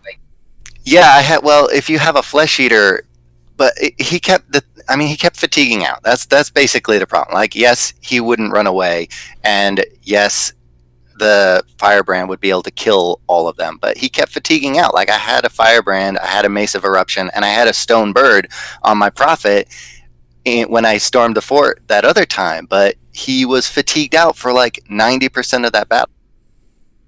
Who cares? As long as he doesn't die. I don't have fatigue out, you lose berserk. So what? So, like, that the point is to not run. Well, if you lose the berserk, you might run then.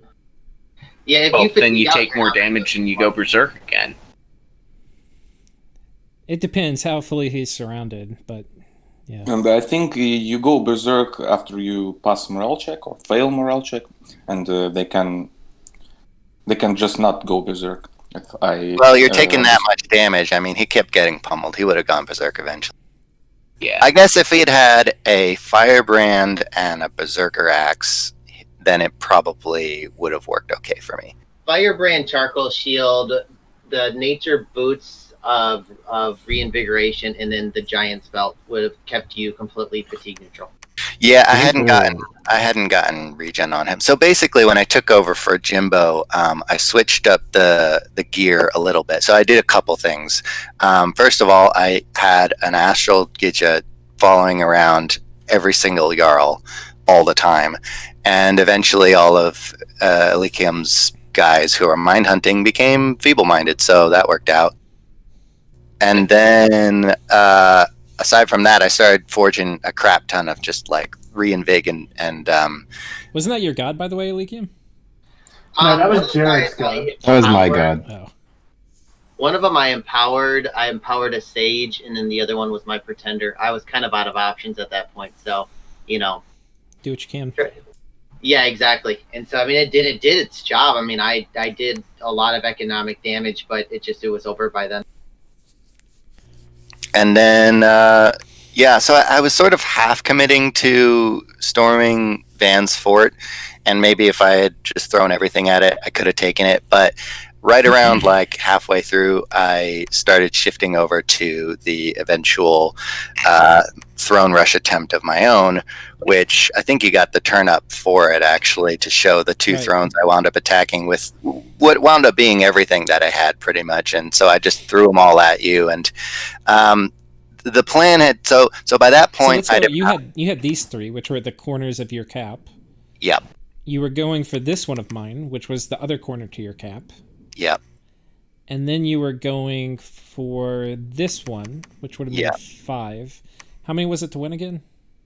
It was 5. Yeah, so that would have taken it. So if you just But then I needed 2 throne claimers. Right. And so one was my prophet, who was in the southern throne, and then I had at that point empowered my pretender in Astral 2 and forged a crystal coin, because I actually had the Merc, the Earth and whatchamacallit Merc. Fair. And so the initial attack was basically magic phase, a cloud trapezer onto each fort. Right. But by the way, we had the kindly ones up, so they were a bitch. Yeah, those kindly ones, man, they did a lot of damage for 40 fire gems. Yeah, the kindly ones wound up killing one of the cloud trapezers that I was going to use. They cost 50 fire gems, and I chose them over a King of Elemental Fire. And I was surprised when they turned out to be the right choice. Yeah, they did a lot of damage. Did they attack you at all, or does it ignore the caster? They didn't attack me at all. Okay. So we were at the Sauromancers. They pretty much only attacked Nephilheim and Sauromatia, and a little bit of Satis and Abysia. Yeah. I saw those fights, and they're very, very sad. Yeah, so at this point, I think the power of the Jarls was on the waning side, because they were not doing well against Soul Slay, Drain Life, Mind Burn, all that charm stuff. Yeah, you definitely wanted a lot of lead on them. Getting their MR up +4 would have probably... And that's the thing, is like, lead shields also are encumbrance 3, so it's like a trade-off. Like, do I get magic resistance? Do I get reinvigoration? And I was at the point where I was just like, I'm not even going to buff these guys because they're already strong. He had a lead shield, a lodestone amulet. Yeah, but look at that encumbrance. And then so his script will put his... 12. Yeah. His script will put his fatigue up, like, to God knows what. Yeah, you do have the girdle. Do you have the reinvig shoes, or do you have the Yeah, no, I got the reinvig shoes. Yeah, this guy was like full MR and reinvigoration. That was the problem is, even with the high MR, here it wasn't going to matter, because I was going to HP rat his army. Like, this guy who was really tough, he just ran off the battlefield. Well, that was the point of the magic phase attack, is to land on your fort, have the army there to crack it, and then storm with like 3 Jarl. As you can see, the Ice Devil just got soul slayed like immediately. Yeah. So there goes another one. Yeah, I would not dismiss the value of MR as long as you can stabilize the battlefield, not worry about HP routing. Because if you bring up something that's MR +9, so a human to 19 or something stronger to like 24, 25, 27, you're basically immune to anything but an explosion. No, you're not. No, you have to get like 30. I got a 24 magic resist guy that I turned to my side. Yeah. I had a 30 MR guy you can use them in combat. I think if there's an army, you can use a 25 MR guy, and the spellcasting AI is going to preferentially not target him, even because they're going to be like, there's too much MR on this guy. We'll go for other stuff. Well, yeah, that's what I meant by stabilize your army. That's why I said that before I said practically immune. If you're going like single target, you want to get closer to 30. But like MR negates is only is a pretty easy roll to start beating out, just with small MR buffs. Right, but then you have like multiple threat vectors. So then you're gonna go like single target. You're gonna bring in one guy, and I've got thugs who are going to be, because he's now got no good gear. He's got only stuff for, dealing with MR, and we're just going to go up and smack him in the face with all sorts of shit. Really? Well, that was what I had. Well, it's a bunch of things. Like, look, they're going to get buffed up. Pike on that one. They're going to hit every single time, just about. No, they're not. Attack 18. Look at my Earls. No, he's going to get so harassed down. Look at this. These guys would have murdered him. Do they have cold protection? Yeah, they had cold protection. I think 5 in the Bless, and then they had 5 more from Elemental Fortitude. We'll see. Let's see what they get buffed up to look like. He's not mounted.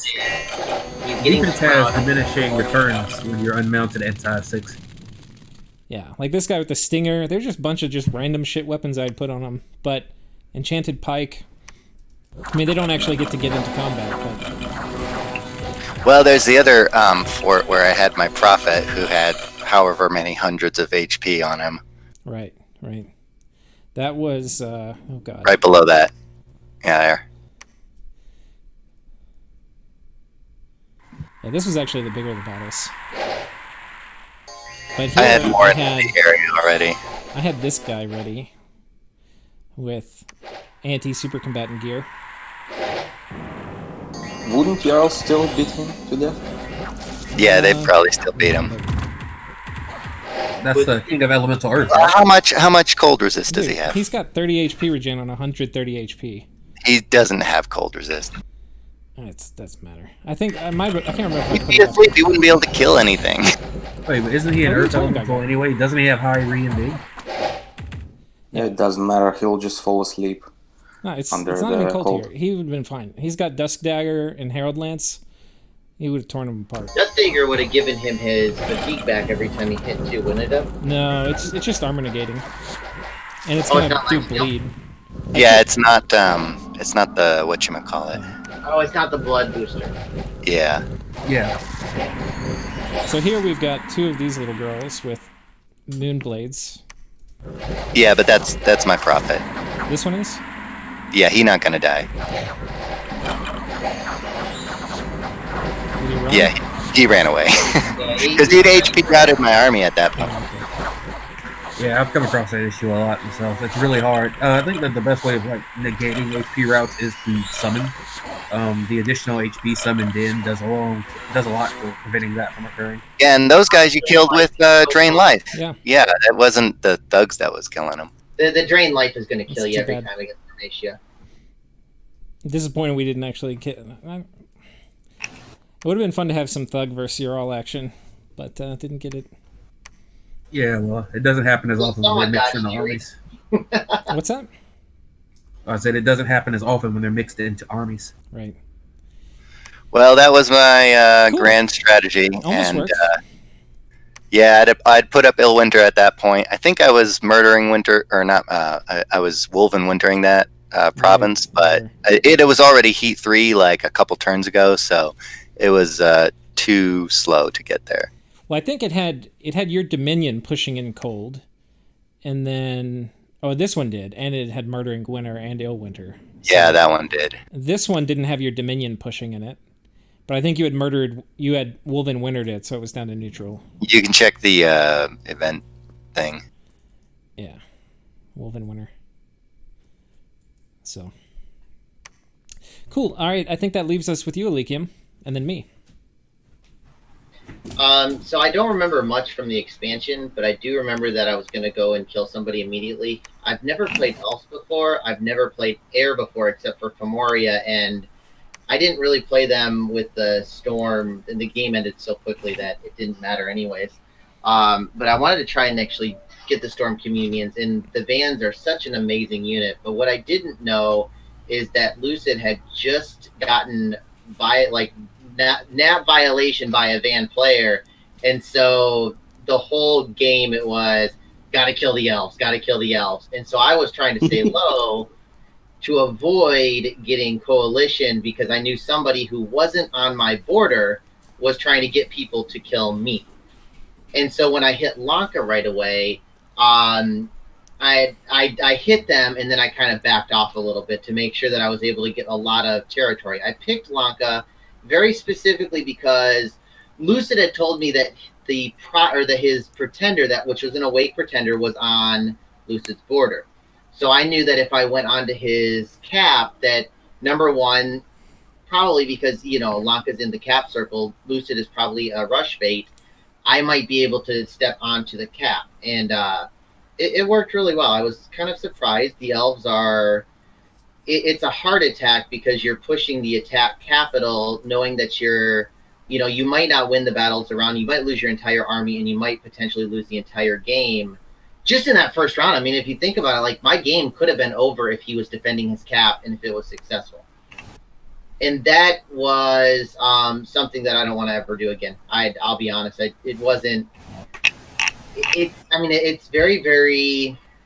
It's very, very thrilling, but I don't like the all-in strategy. I like to have a plan B. But it worked. He ended up turning around and trying to kill me, and it worked to some extent. He did kill some vans, but in the end, I took out his pretender. I brought his bless offline, and then I kind of just left Satis to take the rest because I figured that would take heat off of me, and I'd go into Ulm a little bit. I went and I took a little bit of Ulm's territory. I saw that it looked like Abysia was marching on Ulm's cap. And so when he went in, I saw that there was only one province that he would retreat into, and I figured he would hit Ulm, and then I would sneaky hit the territory behind him, and anything that ran away in that Ulmish battle would die in retreat. And I hit the territory, and he didn't move his army.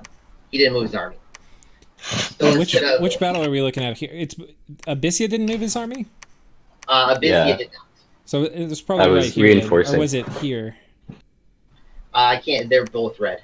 This is you. This is Vanheim.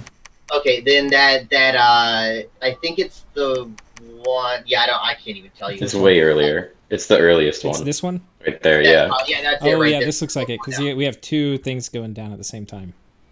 And another problem I have with the elves is that all you have is elves, and all you get the elves from is from your cap, unless you want, overpriced, glamored units that can be countered by a lot of things. I wasn't very impressed with their troop composition. And so I ended up hitting Van. Van came back and fired from the skies me like 16 times. Killed my mercs, killed a bunch of my troops. I didn't stealth out. Does fire from the skies hit you if you're stealth? Can't remember. I think so. Either way, I didn't stealth. Well, glamour troops are perma-stealth, so... No, that's different. It's not the same. So I think if I would have stealth moved, I might have been able to avoid it, and I probably should have, but I was thinking that once I killed the Abyssian army, I could jump on Ulm's cap and have a free cap without too many people knowing about it. After that, everybody teamed up on Nephil. I figured that I had a good positioning. I could regroup from the fires from the sky. I could kind of eat the territory that I needed to eat. I was able to finish off. So that fires from the sky was a big deal for you. Morally, at least. I'm not used to losing 10 units and losing, 20% of all my strength. Yeah. And that's, I'm not used to playing elves. It's a different mindset. It's a devious one, full of darkness and hatred and stealthiness. So, I don't know. It was different for me. Yeah. After that, Nephilheim was attacked on 3 sides. I was nice enough to give him a nap because I didn't have any troops on his border, and I wanted everybody else to kind of burn themselves out. I figured I could get 3 or 4 provinces if he died, and if he didn't, then I would have 3 neighbors that were vastly under strength. So I figured if I stayed out of it, it would be good for me. It kind of turned that way, except that 3 guys couldn't do anything to Nephilheim, and I'm very disappointed. But yeah, we went into there. I expected it to be no problem because of the vans, but Lucid, you did the test on this, and there's no way to kill that stupid regen giant. And the fact that, so I moved my army up. You would have needed specialized thugs for it, or Thunderstrike spam. Yeah, you had Gate Cleaver eventually. I had Thunderstrike, dude. What I needed to do was sit back, get to Construction 7, get in Weapons of Sharpness. Weapons of Sharpness would have eaten him alive. Yeah.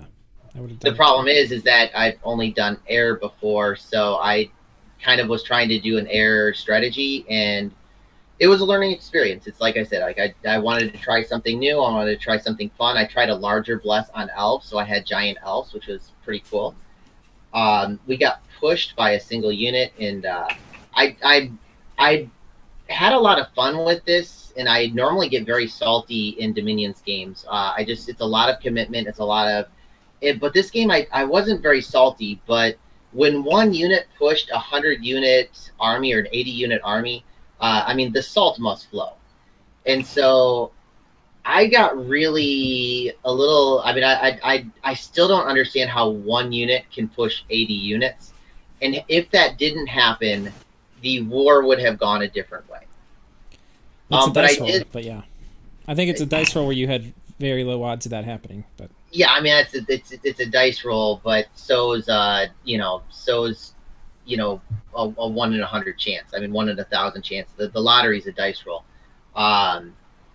It's actually a kind of opaque mechanic. I don't think we actually know what, because it factors in a lot of things, the size of the army, but also the speed. So like the Jarl was probably really fast, but I don't actually know what the odds are. I have no idea if it's 1 in 10 or 1 in 100 or 1 in 1,000. I have no idea. The official Illwinter doesn't say anything about speed, but you know how the manual is. I think it does. It does say something about. Oh, I mean, I don't know if it says it, but I know it does include it.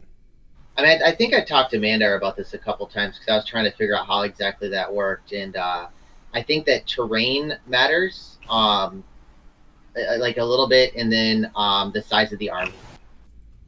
Okay. But I could be wrong on that, and I mean, as far as I know, the manual might be wrong on that, and as far as I know, everybody might be wrong on that, including Illwinter. But that I will stop going on about my salt. Are we talking about movement? He had an army that was going on top of a fort, and a Jarl was moving into the army. And instead of the army going on the fort, the battle happened where the army was. Well, friendly movement should always be first. That's been a hard rule for a long time. The friendly movement to a friendly province by an army goes first. So if you're moving from your province to another province that you own, your army should arrive first. That's been a hard rule for I don't know. That was not the case. Now, if he moved during the magic phase, that's the only way he gets there before you. Yeah, I don't really think the friendly rule, if you think about it, there's no. I mean, normal phase movement kind of all happens at the same time. The only question is if there's a bump and people are moving the same space, like moving at each other, and then by definition, they're not going to be friendly movement. But there's no way. I don't think the friendly movement rule really applies that much anymore. I've heard it before, but I can't actually think of a scenario where it matters. Not too often. Move and patrol is generally the most often times you'll see it come into effect. An army's moving to besiege a fort. You move a army that isn't at the fort that turn onto the fort, move and patrol. You will arrive first to patrol and be ready to fight that army outside the fort. You'll get there at the same time, and then you'll have a fight at the same time.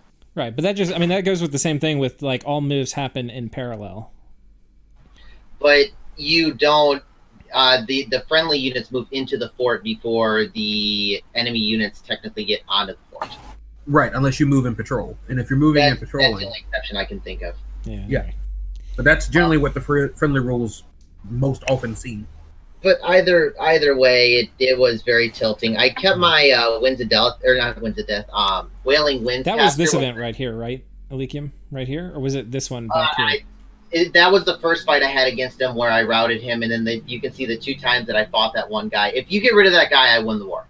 No doubt about it. In my mind, I don't see any way that Nephil stops me without those 2 battles. He's talking about the obese prophet that I had. So that guy must have been 200 HP in those battles, because Jimbo was putting rings of regen on them, and he had Well, how are you going to kill it, Elikium? You didn't have a plan to kill that guy. You couldn't have won the war if you can't kill that guy. I didn't know that guy existed, and when I went into the war, I was kind of hoping that they don't have a whole lot of priests, and so I was kind of hoping that he wasn't getting his pretender online for about 1 or 2 turns. When I went into the war, I was not expecting the Pretender. I was not expecting the Bless. But yeah, that was an oversight. I think that I also was just thinking, I mean, dude, you said it yourself. When I told you what he had and what his build, you said, I can beat that. I wouldn't have agreed with you before this fight. And I think the Vans normally would have won, but it was that specific unit being a prophet with the Ring of Regen on him, with the Regen Bless. Like, if any one of those things is gone, I win the fight, I win the war. Yeah, well, that's fair. And so, I mean, it just, at that point, I went into defense. And if you see, like, after that, I kept my army intact. I did as much of I just held off hoping that somebody else would attack him, knowing that the diplomatic situation was never going to happen. I brought my nature mages up, which is, my nature astrals, what I feel a lot more comfortable with. And when I brought the nature astrals up, or not really, he kind of came to them. And when that happened, that's when the tide kind of turned, and I started to start dealing damage to him. More damage per turn than his income, but at the same time, I don't think it was never going to be enough. Yeah. Y'all were kind of locked in that thing where he didn't have enough to kill you, but you had enough to, but you didn't have enough to like really fight for total independence.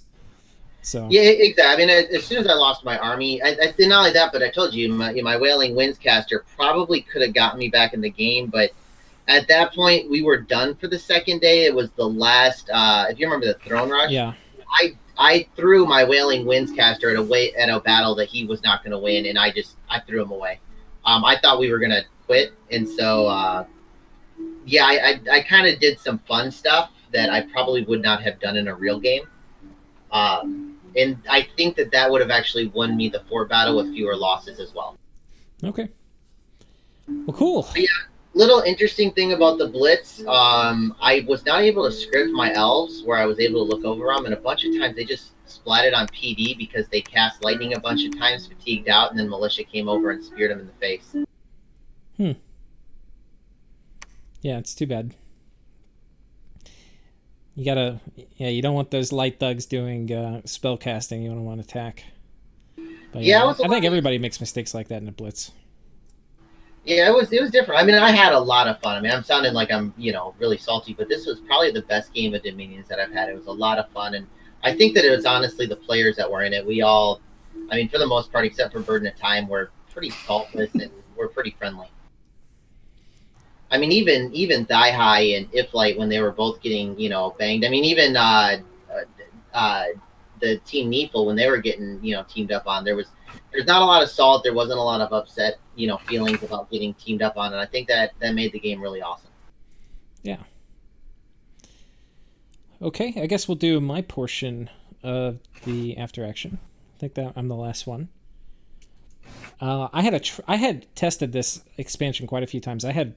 I thought I had it all figured out, and it just completely failed. Like either like a commander got hit, or there were more heavy cav than the report said, or like whatever it was. I just had the worst expansion. Like if you look at it, I don't know where turn 12 is. It's probably right here. Like I am bottom of the pack for expansion. Just god awful. This is me. And I'm really low on provinces until I think I'm getting some of Lanka's stuff, because Lanka expanded in my direction. I had a really unfavorable border. So when he got dogpiled, me picking up like 3 or 4 provinces from Lanka that really if I expanded how I planned, would have been mine. That helped me kind of get back in the game. You got a fort out of that too, correct? A palisade, yeah. Yeah. But all the provinces I got from Lanka, I'll kind of show you. I think what I got from Lanka, it's like, here's my capital. I got, I think this one. Oh wait, no, Lanka's I got this one, and this one. So I got these 4 provinces. Can you push 9 so I can see the names of the provinces? I'm sorry. Yeah. So I got these 4 provinces from Lanka. And these, if you're thinking about it, like if I were doing 30 provinces by year 1, which you wouldn't get in a multiplayer, but if I got, 20 by year 1, I would have gotten most all these 4. So really this vulturing a little bit off Lanka was really just catching up with like what I was hoping my expansion would have been. But that was really fortunate, because if I didn't have those, I was really small. But so that was the first part. And then after that, let me just get rid of the other graph so we can just look at my score graph real quick. I kept growing for a little bit. How did I keep growing? Because let me put up the Lanka one. I think, God, I got a few more. Oh, I think this was like getting underwater stuff or something. What did I get? Did I get some of the underwater? No, these were Femorias. I don't know where I got a few more provinces. Maybe it was the thrones. Picking up some of the thrones, I got a few more. But after that, I basically kind of chilled out. You can see I was flat for a super long period of time while everybody else was fighting.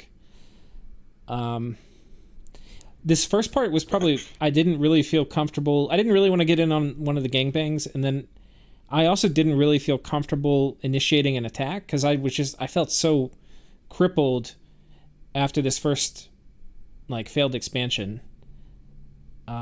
And I didn't want to attack if I felt I couldn't defend myself.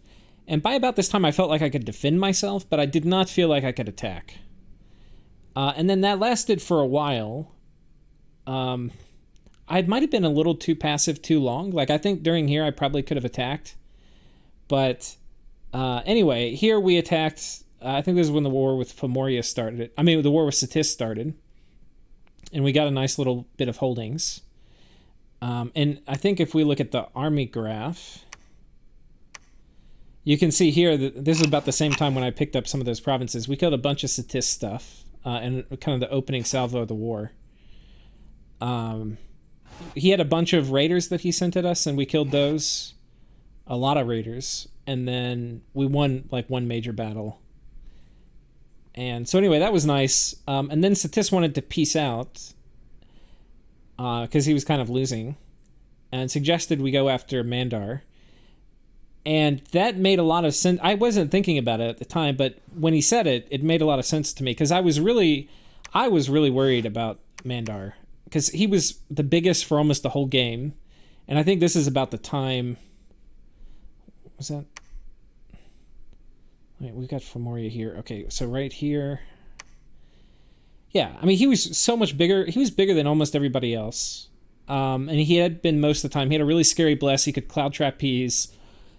I was really scared about Mandar running away with the game. I think at this point in the game, it was kind of his game to lose. I think that was also the throne rush.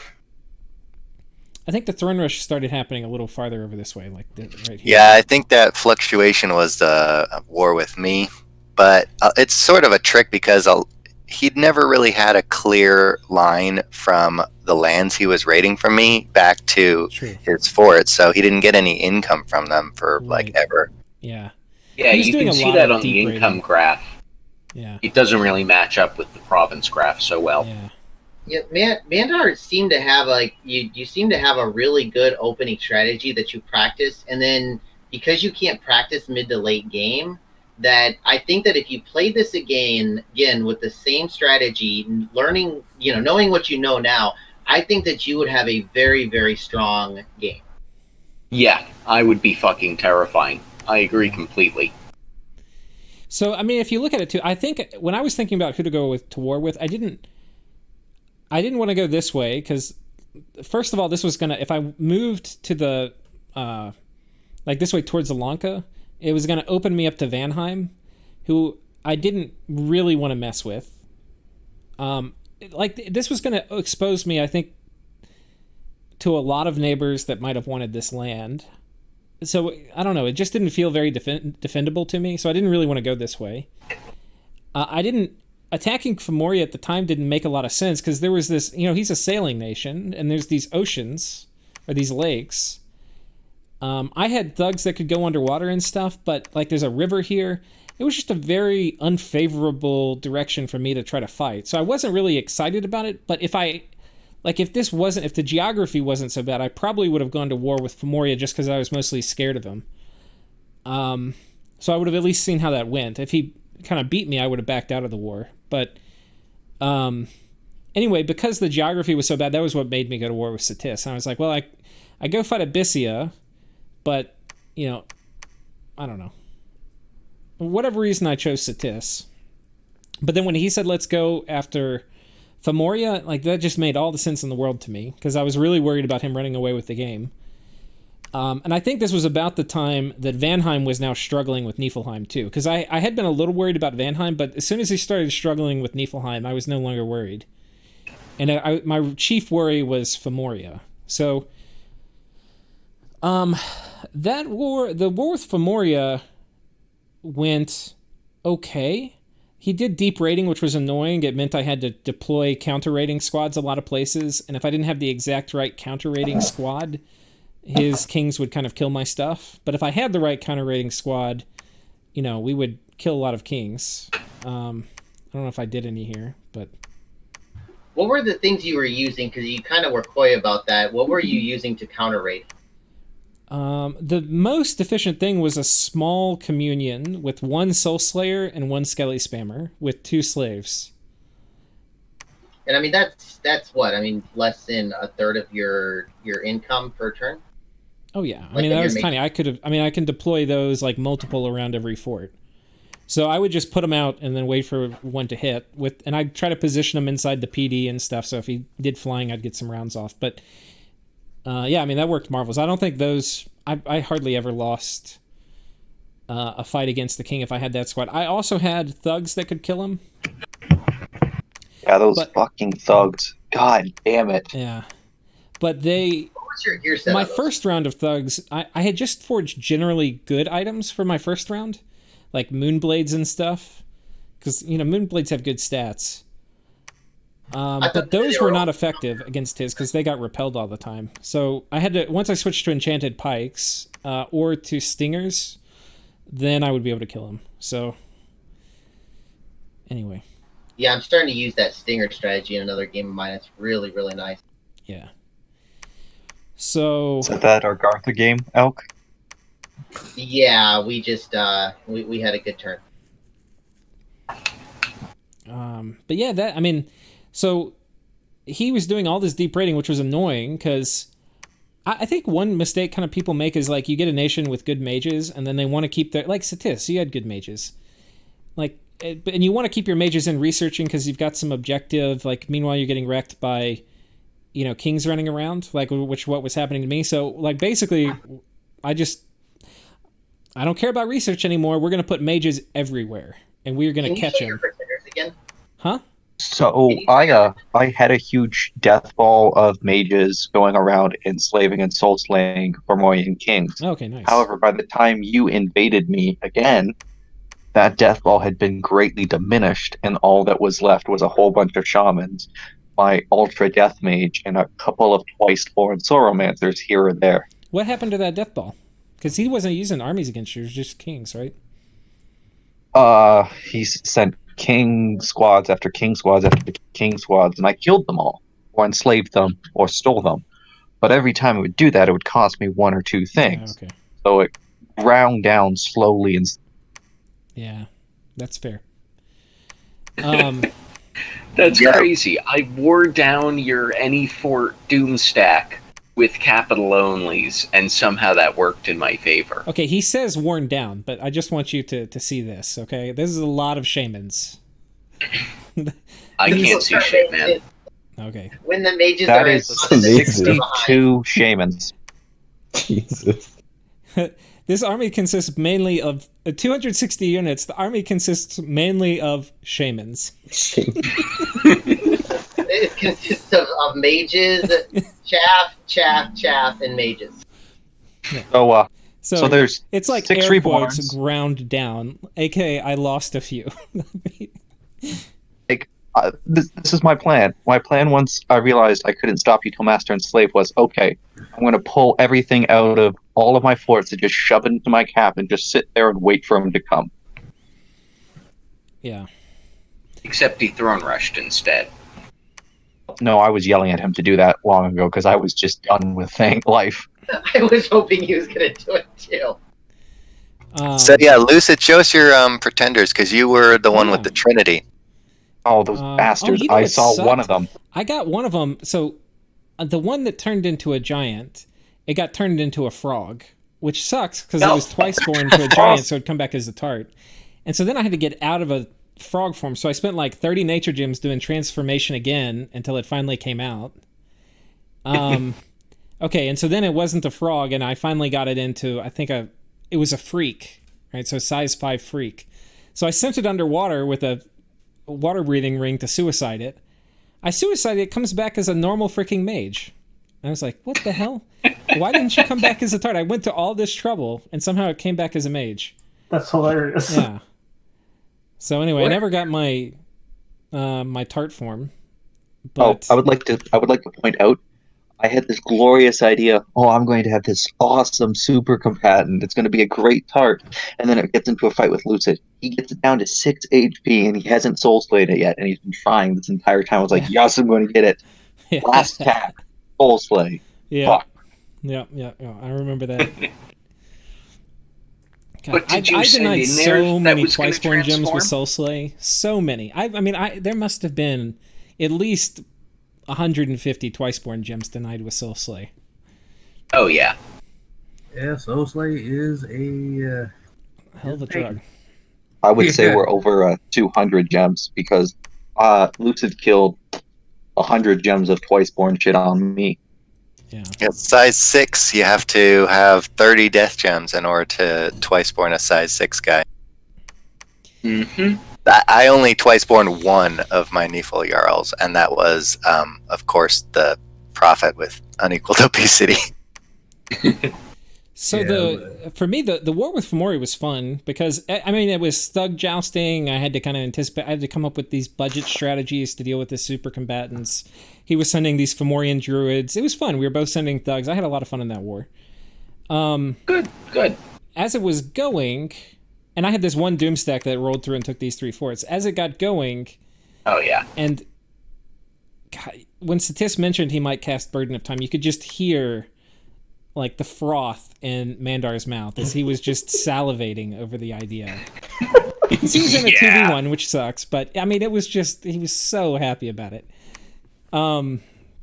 Anything to take the heat off of me. I was afraid that if I started losing that war with you, people would start dogpiling me. Yeah. And I did not want that to happen. So having somebody put up Burden of Time so that everyone would hate him and not me was wonderful. Yeah. And I had mages in my forts, I had armies invading Femoria, and the second Satis cast it, I committed, I never really attacked Femoria again. I mean, we would do raiding, but I never attacked him really again. It was just full commitment into destroying Satis. So that was a consequence of putting it up, was just like, okay, technically it was a 2v1 because Femoria was attacking me, but really I was just trying to destroy Satis. So I can see that in your research graph. My goodness. Yeah, let's look at the research graph. Yeah, you can see it flattens off pretty hard here. Like, this is when Burden of Time got cast. Well, let me just do mine. It's kind of weird because it's hard to see, but this is when Burden of Time got cast, and then you can see that it doesn't, you know, if it was inflecting upwards like it with all the mages I was producing, it would be like here. But it was here. So, yeah, I mean, like, look at this fort, or this turn. Like, a lot of my forts that have been making mages all game are damn near empty. Like, this is my cap. I've got like 6 mages there, and they're all just stacked up with all the research boosters. The only mages I kept are mages. I mean, look at this. I couldn't even keep research boosters on everybody. I pulled all my fucking mages out. So. Good. Yeah. Yeah, so then it was just march to Satis. We sent everybody over to Satis from the left, from the right, from the bottom, from the top. We marched over this way. I took these forts. Crystal Amazon province. Oh my god. Wait, say that again? This one?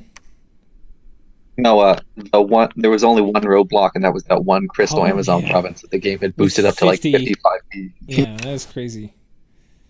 Oh yeah, and then that one Pangaean province right there. I still own it right there. Oh, yeah. It's like got half of Nephilheim. That's freaking 30 PD with elephants. He's like, "Can you give that to me?" I'm like, "Yeah, you know what? Fine, go ahead." And there's some elephants in it that I was not aware of because that turn I got an event that raised the PD, and stomped him out. And he also lost a Nephilheim to the throne that I sold to him. So I also took out a Nephilheim. No. He didn't die. He ran away. He was fine. I'm probably certain he died. No, he ran away like a little bitch. I have a lot of Jarls that ran away, and yeah, he had like literally either 6 or 1 or something like that HP, but he barely made it out alive. To some harpies. Yeah, some harpies. That was another highlight of the game. The Jarl dying or almost dying to harpies. That was that my bless was not online at that point, so he had 9 protection. 9. Yeah. So I wasn't sure what I was going to do with my Death 9 mage, and I was just sitting around fucking around with him. Like, I'll just keep on researching because it's just so many points. Yeah. And then this turn that I have pulled up was just an epic turn for me because I got attacked by everybody. Like, literally everybody sent the best stuff they had at the time to fight. And so, like, this was probably one of the cooler battles of the game with Femoria. Not a ton of mages, though. Why are the gelatinous cubes in the back? I was hoping to have them sort of eat his warrior sorceress thugs. I had that happen to me with some Bakemono sorcerer twice-born white thingamajigs a while back, fighting against some guy who went to AI. The AI had summoned up some of those, and they just one-shot a super combatant. So I figured it'd be funny to do that to Lucid. Didn't work, but... Yeah, I like using gelatinous cubes as a Gartha. As a LA Gartha. The alchemists are really good at getting them out. And they can be really funny to be fighting them in the first 20 turns of the game because people are not prepared to deal with them. And armies get consumed by them. Oh, I forgot. For the last 10 turns, I've been casting nothing but leprosy on Lucid's armies that I see. So a whole bunch of this shit is disease. Yeah. It did not slow the destruction of Satis, though. The salt seriously flowed at the end there. Yeah, but I mean, honestly, I wasn't really aggressive this game. I just was pretty good at defending myself. And then, like, I think this turn kind of showcases all that. Like, everybody attacked me, and I killed all of their shit. Without, like, I just won all the fights, but I didn't have enough resources or armies to attack a lot of people. So I wasn't, or, like, super great raiders. Which you can say, Sauromatia has good raiders, but not when there's Cloud Trapeze and Kings coming around.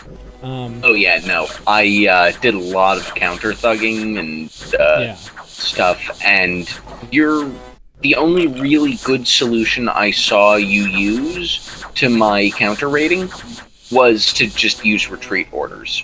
Right, yeah. Was it you that put Rigora? Yeah, I did. So they're all asleep now. Yeah, I've got this particular one. I had Grip of Winter and Rigor Mortis. That's gross. And so yeah, they're all taking a nap. Meanwhile, my PD is coming in to fight them, and I've got Relief up too. So my guys. How are you staying awake? Relief doesn't seem like it'd be enough. Relief is enough to get the guys to wake up one every like 3 or 4 rounds, take a move, or do an action, and fall back to sleep. Plus, Relief is a DRN roll, so you can potentially out-relieve whatever you're being fatigued by. And I've got, where is it? My Communion's still pretty healthy. Like, these guys are a little fatigued out, but and diseased. Okay. The disease is fine. Almost everybody here, and I think did we do Foul Vapors on this one? No. I turned most of my army into Soulless too to deal with. Like, most of my Mage Corps, I had kind of transformed them into Soulless through a couple of I saw that one. Yeah. But yeah, just the Skelly spam, because I had enough Skelly spam, so that combined with the Relief. Like, you can see on this front, we're slowly chewing through things. So just over time, once these guys are off the team, that's the favorite combo of mine with the winner and yeah, there's enough skelly spam coming out that these guys just gradually fall apart. I was super salty when Lucid out-foul favored me. That made me real sad. But this is kind of what like all my defenses were. So like here, he lost everything. I lost nothing. I gained some dudes. Here, gained some dudes. You gained 35 unmarked. Yeah. Here is basically the same story. Lost nothing. The one that I almost lost, was this one with Abysia, which we'll watch. And this doesn't look that scary, but I also didn't have a ton of mages here, nor a ton of PD. So I've got these warrior sorceresses up in the front. I can't remember if they live. One of them does. Is that keep from health? Yeah. No, I Jared, is that all your troops and mages? No, I have more, but I sent them at Femoria. Is that in a cave? Yeah. I didn't realize it was going to be in the cave, and I had it scripted. He was on reinvigoration afterwards, so it wasn't the end of the world. Did you have Firestorm at all? I think I was one short. I lost all my researchers to that one guy, to Pan. Oh, this burning one is just murdering my dudes. Like, he already Yeah. killed one thug. The Sacreds killed 2 of your thugs. Oh no, he kills that one. But yeah. I think that's the thug that survives, and he just fucking murders the rest of my guys. Yeah. Well, it was close. I don't think these ones... Yeah, these ones didn't have astral fluffing, so... Like, a little bit more mage support, and this would have been an easy victory. Yeah, this one was I really should close. have out all my mages. Jared's plan was a bigger bless originally, but I talked him into taking growth 1 so he could blood hunt and not kill his entire population. Isn't Abysia take half from death? Yeah, that's why I didn't want to take growth.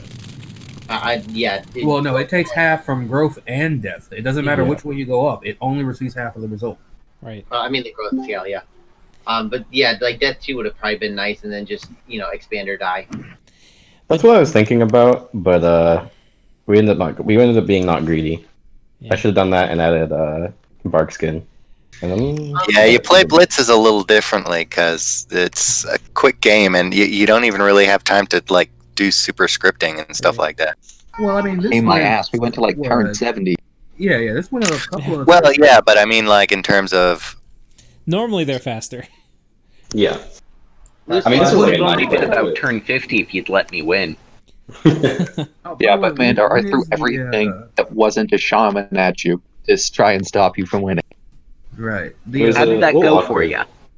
The next blitz is scheduled for whenever this patch comes out that fixes the bug. Oh yes, Blitz 2, Electric Boogaloo. Electric Boogaloo. Luce, did you go heat scales? Oh yeah. So you were less afraid of Abysia than you were of Nephilheim? I wasn't afraid of... I had fire resistance in my bless, so I wasn't very afraid of Abysia, I don't think. Yeah, fire resistance 10, and then with the warrior sorcerers, they can do... You can do rain. Fortitude, and then that gets me up to 15 without any items, so... Well, I mean, you only really need 10 because the major threat from Abysia is the fatigue. And remember that resistance counts for double against fatigue damage. Yeah. Abysia, fire shield too. Important eventually. When I think about invading Abysia, I just think of like 40 fire elementals coming at me. And if I like that idea, then I invade. If that idea makes me feel uncomfortable and slightly squeamish in the gut, then I don't attack. So I felt okay against Abysia, but I was not excited about like 40 fire elementals. That's exactly what would have happened. Situation. Who do you attack? Who? I should have attacked Pan, actually, I think. I should have attacked Pan after I was more comfortable. I had more research, I think. How did that go? It went pretty good until the very end. It depends on where you find your research goal to be. Like for me, when I play Abysia, I think that like my first war is actually capable of getting started with lesser fire elementals. Like I ran into people just at Con 3. Yeah, I had Con 5 like super early, and I was using that to bully Ulm out of the game. I think that attacking the cold scales all might not have been the best. It was wrong. Looking back at it, I think my best target was actually Femoria, because he's the only person who didn't put fire resistance in his blast. I don't think that. I mean, because Yeah, you but just have to. I think you can still kill the white centaurs using damage. Yeah, actually, my basic infantry even are like pretty decent against them, especially the flail ones. That's what I mean. Like the fire resist is important, but I mean, like damage is damage. I don't know. It would be tricky. I mean, quickness centaur, no joke, but burning ones are good too. Yeah, the burning ones. Money's on the centaur. Actually, I had in that final battle, my white centaurs killed 330 units, and there was 50 of them. Yeah, I mean, but like either way, to be fair, sacreds or going into cold scales. I think Femoria is the place to go. Yeah, Femoria would have been the place to go. Looking back, they have cold scales, don't they? No, they had heat. No, Illwinter is up. No. Ah, okay, that's it. Okay, yeah. Yeah, So I think the I plan actually should have took been- neutral temp scales. Yeah, that's what it looks like. Because you got cold 1, cold 2 everywhere. Which, you got cold 2 where here? Yeah, you got cold like 1 that's the When that's I'm the real playing kick in the Abysia, nuts for Abysia. I really would have found that if you were Abysia going up against Pangaea, you'd be pretty okay. Mostly because Pangaea's defense isn't normally that high. It's one of the 17 defenses on mounted, not 19. Mm-hmm. And the flail basically makes up for that. And they have a light lance as opposed to a heavy lance, and that's a world of difference. Because that light lance doesn't get the full strength bonus to its charge. I'd have to test it to see how many burning ones to centaurs is like a ratio that's good for me. But that might have been correct. But I think the safest option would just go into neutral temperature Femoria. Yeah. Yeah, And like fire elementals would probably do pretty good against a lot of Femoria stuff. Kings. Yeah.